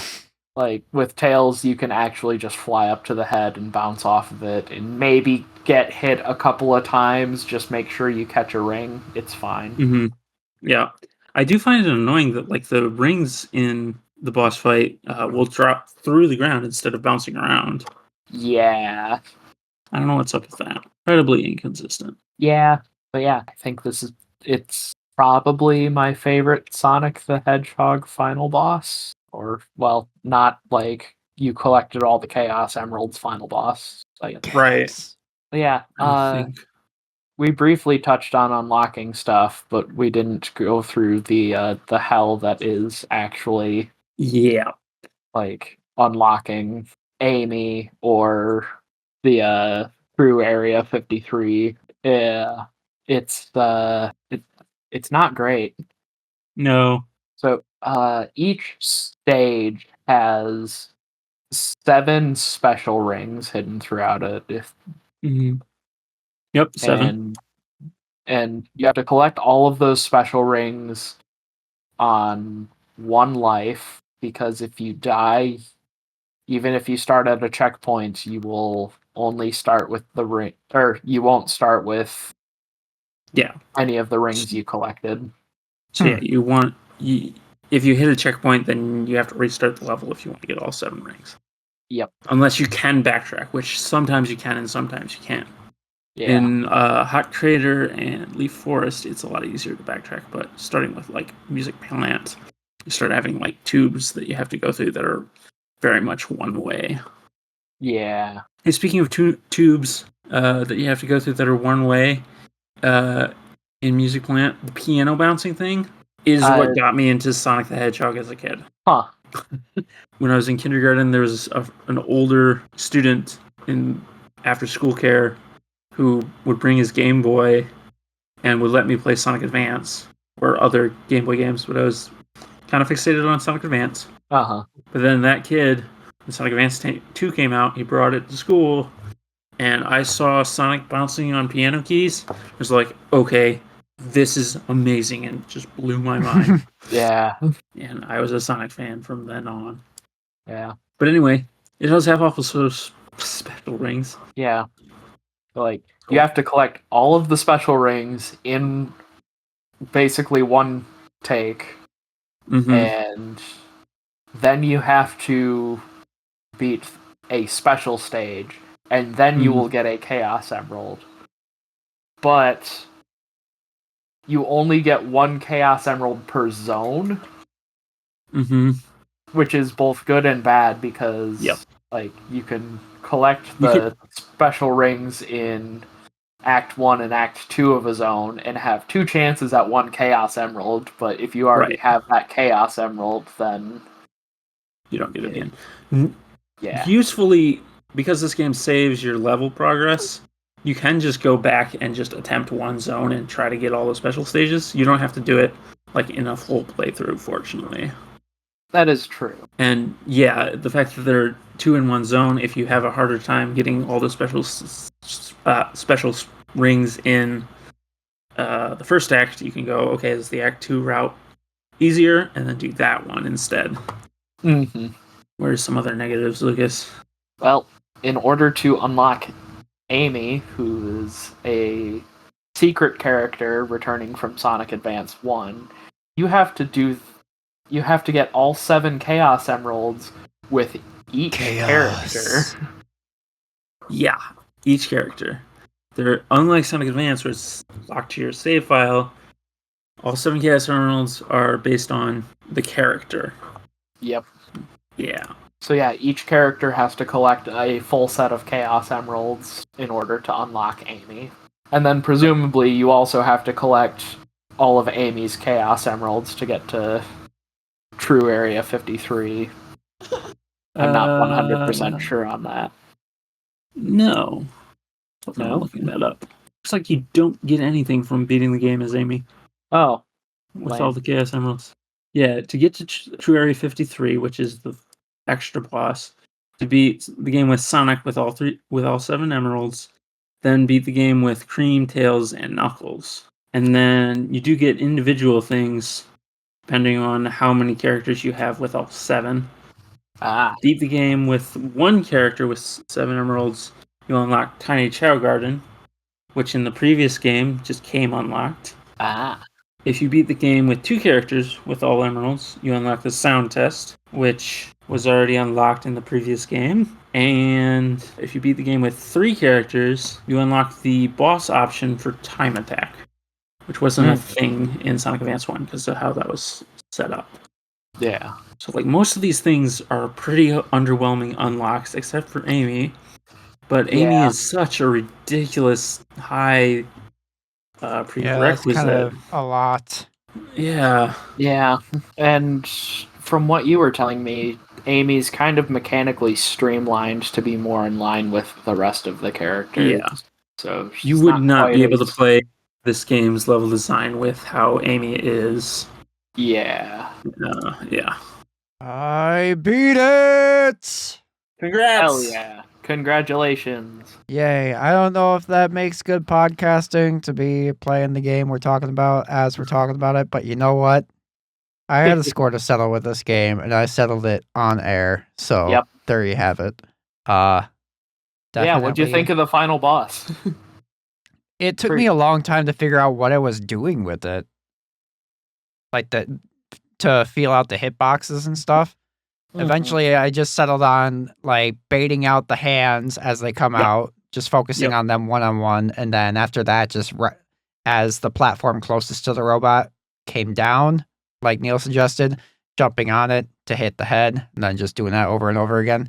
After a while, I did notice that the platform timing started altering a little bit to where it was timed with the laser, so you had to like kind of alter your timing a little bit, almost get on it as it's going up. But yeah, it's a good fight. Yeah. Definitely better than the one at the end of Sonic 3 and Knuckles. Yeah. Love Big Arms. I love Big Arms for his music, but not for his fight. Yeah. I would not have beaten this without save states. I probably would have eventually, but like just being able to, as soon as I die, hit F1 and just start fresh, like that took so much of the frustration out of it for me. Yeah. I would recommend, rather than just loading up the level you're stuck on, starting a new run is the best way to get through these kind of games. Not necessarily true for the Sonic Advance 3, but Sonic Advance and Sonic Advance 2 is definitely still in the classic Sonic. That's fair. I disagree. I think it's a great thing that they let you select the level. Yeah. Like Definitely. even if I agree. But like with how stuck I was on some of those later game stages, especially the bosses, if I would have had to play through the entire game again just to get stuck on those later levels again, I mean, yeah, I get what you're saying. But at the same time, like you're gonna rack up way more lives if you keep playing this game and getting better and better. Because you do get lives definitely for a lives thing. It's definitely a lot easier to get lives in the earlier levels. I'll give you that. Yeah, exactly. I will say that, like, on the subject of the true final bosses, where you're playing as Super Sonic instead of regular Sonic, it's coming from a background of Sonic on the Genesis, where like collecting all the Chaos Emeralds will give you the ability to transform into Super Sonic. It is a bit underwhelming that it's limited to the extra boss. You can thank Sonic Adventure for that.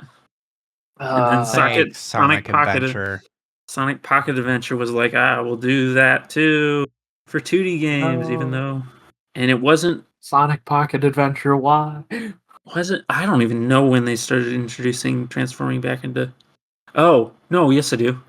The first game that you could transform into Supersonic mid-game was Sonic 4, Episode 1. Ah. And the first time you could ever do it in a 3D game at all was Sonic Colors, oddly enough.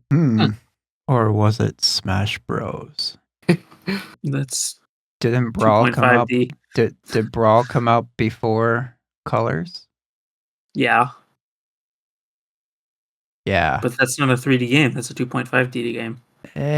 Semantics. They're 3D. They're 3D models. Would you? Okay, but would you call Sonic Semantics. Superstars? Would you call Sonic Superstars a 3D game or a 2D game?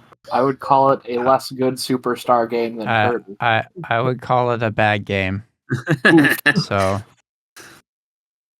actually, no. Superstars is good until you get to like the last 2 levels. Hey, where have we heard that before? Like Sonic every Advance Sonic game. 2. Seems to be a tradition. The last couple zones in many 2D Sonic games are often very rough. Yeah.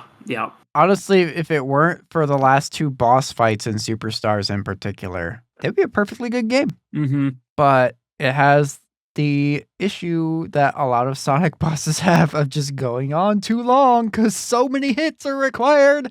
Yeah, well, doesn't that one have like actual and phases? then like the final, yeah, and then also like those last 2 boss fights have a ton of phases also with a bunch of downtime between, especially the one preceding the final boss.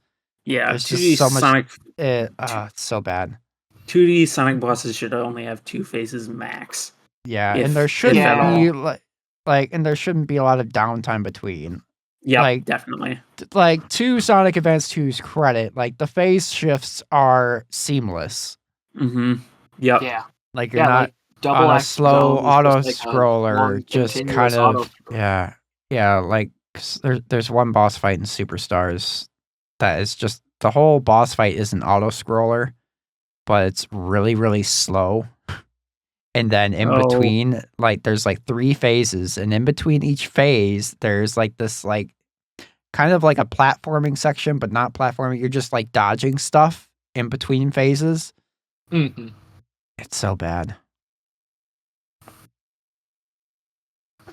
Maybe one day I'll go back and beat that final boss just to say I beat it. But man, that final boss fight sucks. Yeah. I would almost prefer like a Sonic 3 and Knuckles style, like each act has its own boss. Yeah. Like I like it.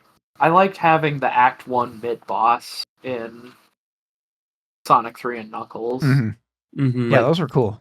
Yeah, that sort of spacing for bosses was great. But Yeah. like putting a boss and then having more stage of the same stage. Yeah. Yeah. Yeah, and that is why I definitely don't think Sonic Advance having the title of Sonic at 4 really works. Mm-hmm. Mm-hmm. Because, like, obviously it's closer to classic Sonic than Sonic 4 was, Episode 1. But, like, people that complained about Sonic 4 not feeling like a Sonic 4 still, or Sonic 4 Episode 2 not feeling like a Sonic 4, even with all the improvements that it had, the stuff they'd bring up as, like, missing was, like, bonus stages and mini bosses, and it's like, well, Sonic Advance didn't have that either, and people would call that Sonic 4 sometimes. Yeah. So they wouldn't make a proper Sonic 4 until after they had already used the name. Yeah. They kind of shot their shot a little early there. Yeah. But anyway, final thoughts on these 2 games. I'll let you guys go first. If I could get a Sonic Advance that is like Sonic Advance 2's gameplay, but with the boss fights from Sonic Advance 1, that would be like... Yes. That sounds Definitely, really good. Yes. I think that something like that would definitely take my number 1 Sonic game pick, because like I love boost mode, I love the R tricks, except for Knuckles. I love the variety of characters, like outside of Sonic 2's boss fights. I love that every character has more unique abilities to separate out their gameplay than even just like the basic stuff like Tails can helicopter and Knuckles can glide from the classic Sonic games. Yeah, having the additional, having the attack button, it makes it less, I don't know, simple. Like, not simple in a bad way, but it just gives you that little bit extra that it is fleshes appreciated. out the characters further to make them feel even more unique. Yeah, I don't think there's anything wrong with the Genesis games having one button. That's like a very streamlined way to make the game, and it works really well. Yeah. But on the flip side, having that attack button is also really interesting. Yeah. So yeah, I think as far as adding the R tricks and the different attacks and stuff, these games really took good advantage of the offerings the Game Boy Advance gave to Sonic. What about you, Neal, our Sonic aficionado of the podcast? Where do these fall in the pantheon of Sonic games for you? Sonic Advance 2 is probably...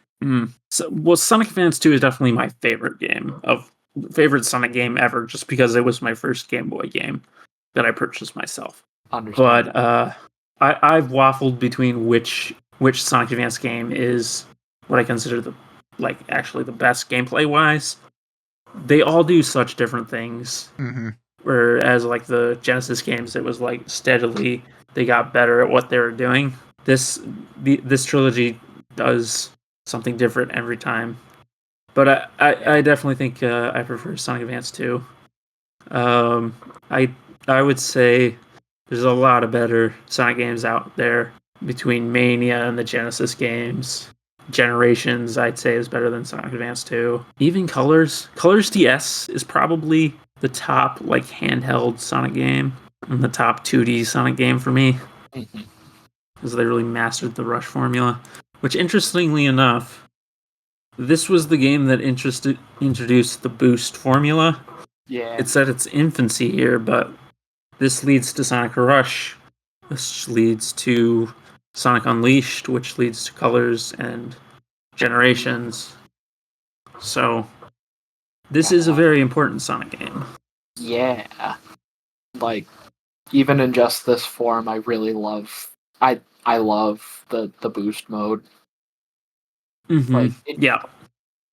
Every time I hit boost mode in Sonic Advance 2, I just smile at how fast this game is making it feel. It scratches that same sort of mental itch that hitting speed booster speed in a Metroid game does. Yep. And it's also super mechanically rich. Sonic Advance has really good level design up until the end. All the characters play differently, and the level design works with having multiple characters and finding different routes. Sonic Advance 1 is definitely a more traditional Sonic game, but I'd say I prefer Advance 2. Yeah, and I like that they're not particularly long games, so replaying them as different characters doesn't feel like a slog. Absolutely. And I look forward to us talking about Sonic Advance 3 when that comes up. I'm looking forward to it. I got a physical copy of it now. Yeah.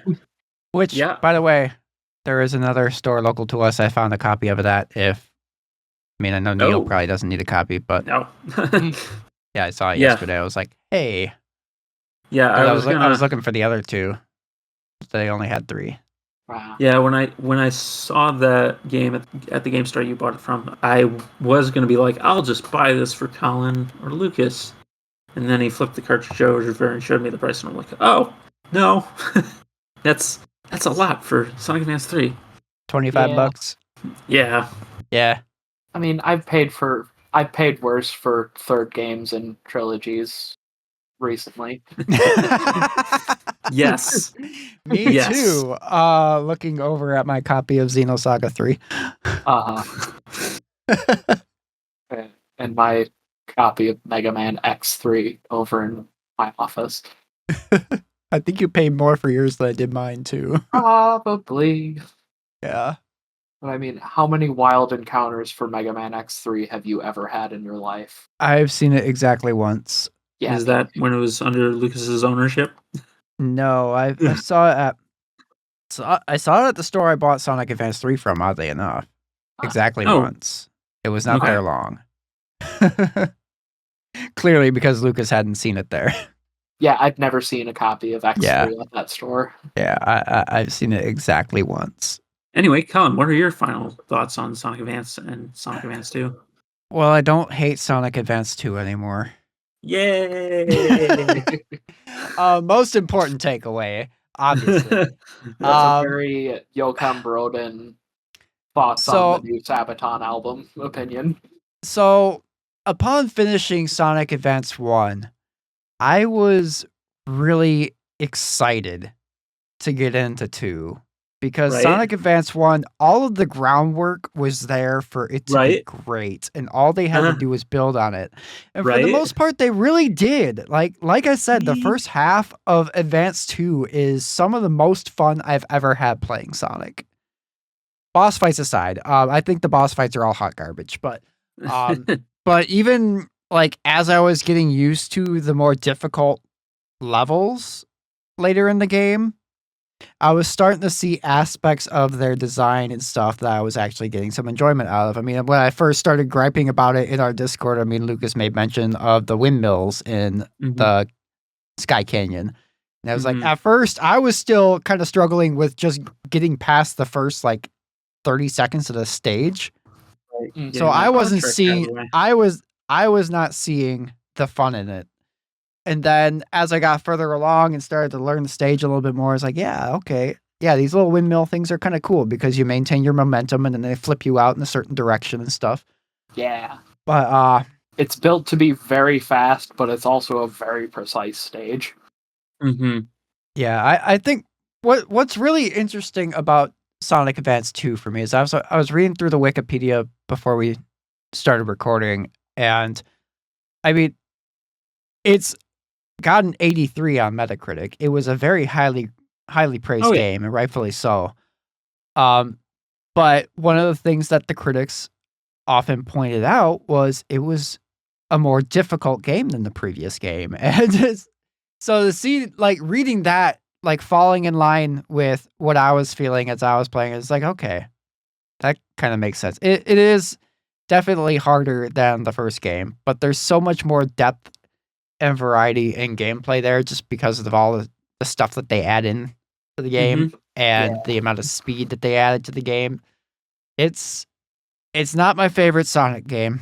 It did not. It had the potential to pass Sonic 2, but it fell short on that for me. But I think it's still up there. I would probably still put it in the top 5. Yeah.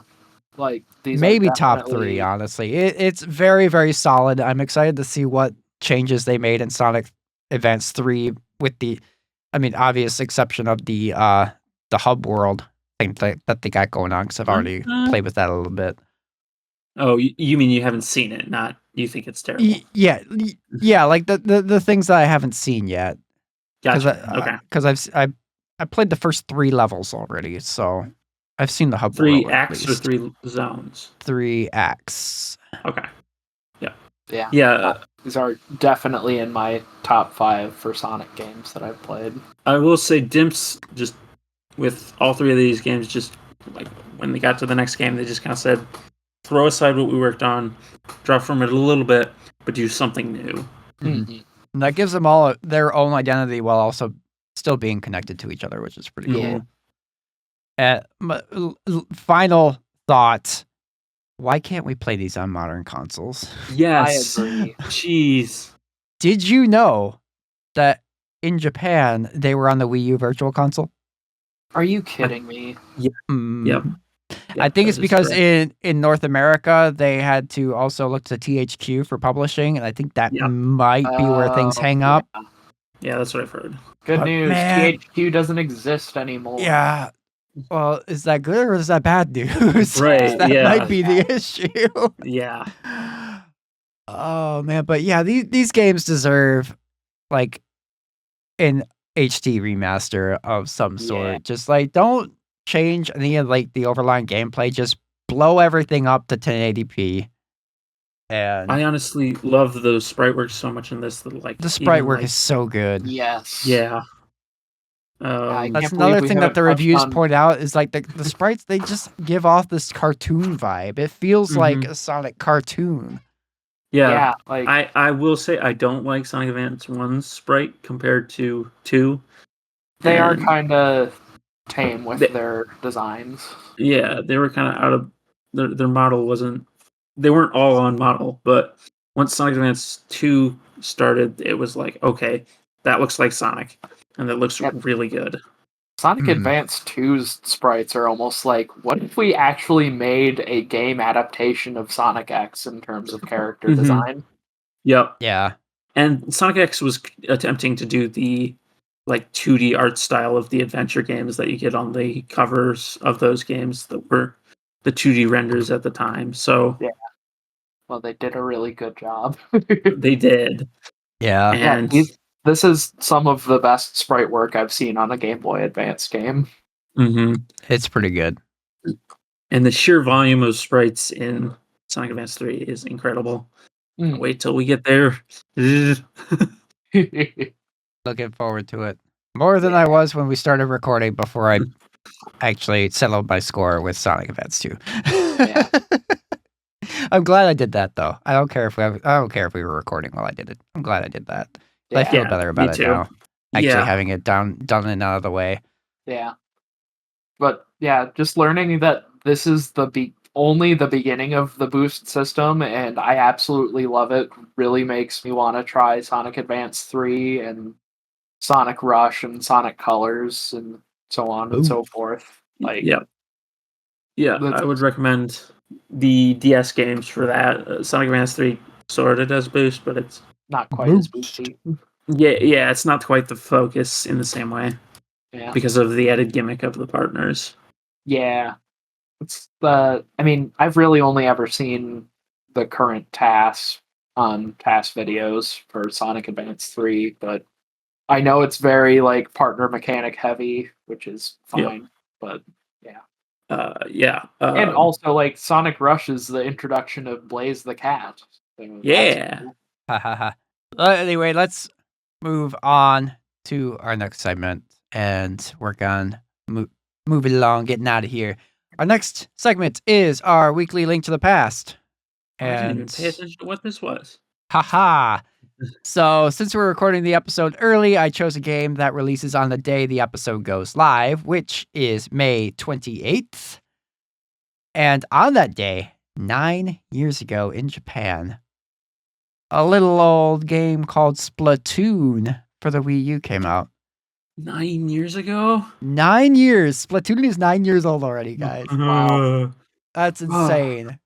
You can be a kid that's also a squid. Yeah, those kids are 9 years. squids are 9 years old. Oh boy. Yeah.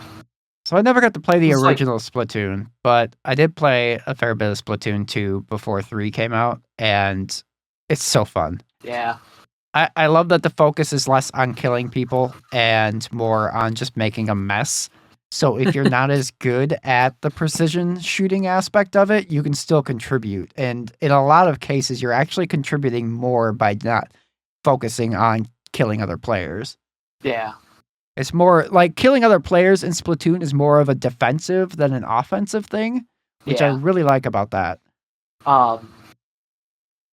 I remember back in the day hearing that like often Japanese players were being like easily outdone by North American players in terms of Splatoon, because the Japanese players, I guess, would like hyper focus on getting as much ink coverage for turf wars as they possibly could without really so much focusing on not getting splatted.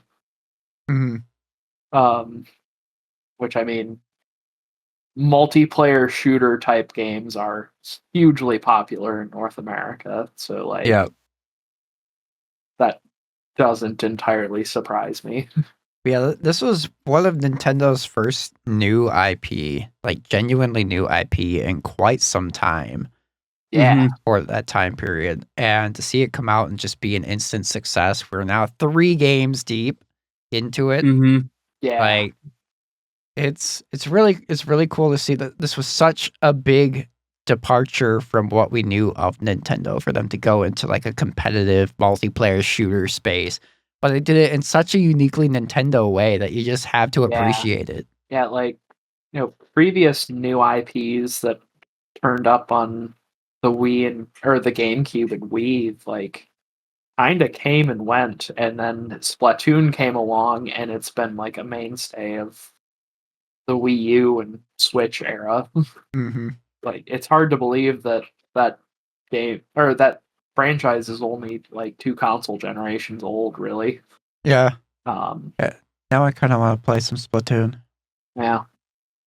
Like, I haven't bought 3 yet because they were having some server issues at launch, and I didn't want to pick it up right away.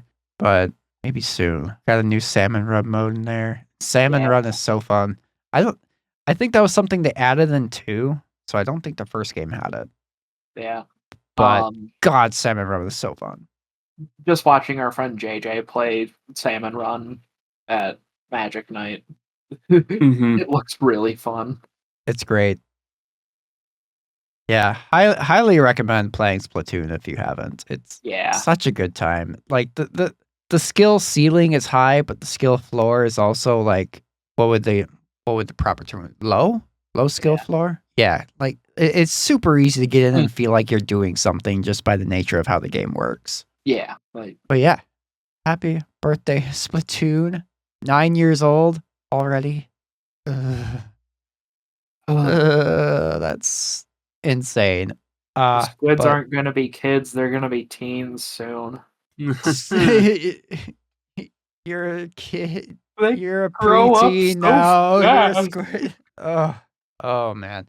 But anyway, that is gonna end episode 52. Hell Lucas, yeah. where can they find you outside the podcast? Find me on Linktree at linktr.ee/Karn_evil_999. It's got links to follow me on Twitter at the same handle.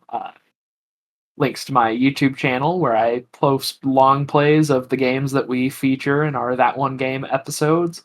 Got lots of videos coming up for Sonic Advance 1 and 2, as I did playthroughs of every character, and should have Knuckles wrapped up and Amy done by the time the episode goes live. That'll be fun. You can also add me on Steam if you want to get 3D Mark notifications, because that's going to be happening again soon, I guarantee it. I just got 2 new Power Color Red Devil graphics cards that I really want to put through their paces, so... Oh no. Yeah. Not again. RX Vega 56 and an RX 570. It's going to be great. I bought an entire new PC case just to accommodate them because of how long they are. Not again. Yeah. Neal, where can we find you? Also on Linktree. linktr.ee/FreeOnK9. There's links to my That One Gaming stuff. And most notably, in addition the notableness of That One Gaming podcast, there's also Minecraft Monday, which I stream every Monday. Every Monday with friends from the Rome server. That starts at 6:30 or 7 EST. So check that out if you like Minecraft. Colin, where can they find you? You can find me on Twitter at Delicious Morsel and on youtube.com/Delicious Morsels and youtube.com/@Delicious Morsels Music, where I have been posting some things lately. I think I mentioned on the last episode, maybe I forget, it's been a while since we recorded that, but I've gotten kind of addicted to messing around with sound fonts. So if you want to know, for instance, what the man with the machine gun, which is Laguna Lawyer's battle theme in Final Fantasy VIII, would sound like if it was in Sonic the Hedgehog 2, I got you covered on youtube.com/@Delicious Morsels Music. Also, be on the lookout for an extra podcast that should hopefully be going live the day after this one.